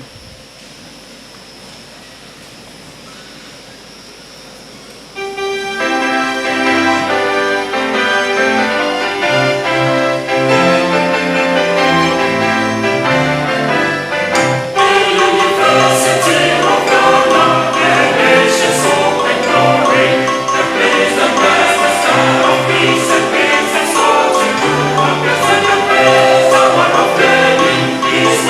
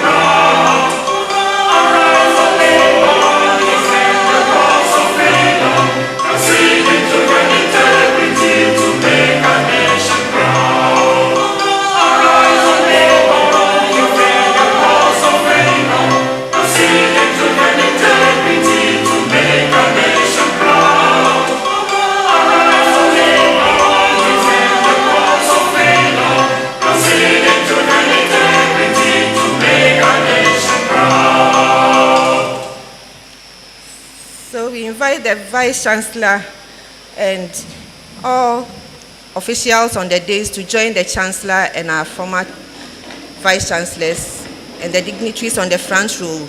The photographers will conduct us to take a group photograph down.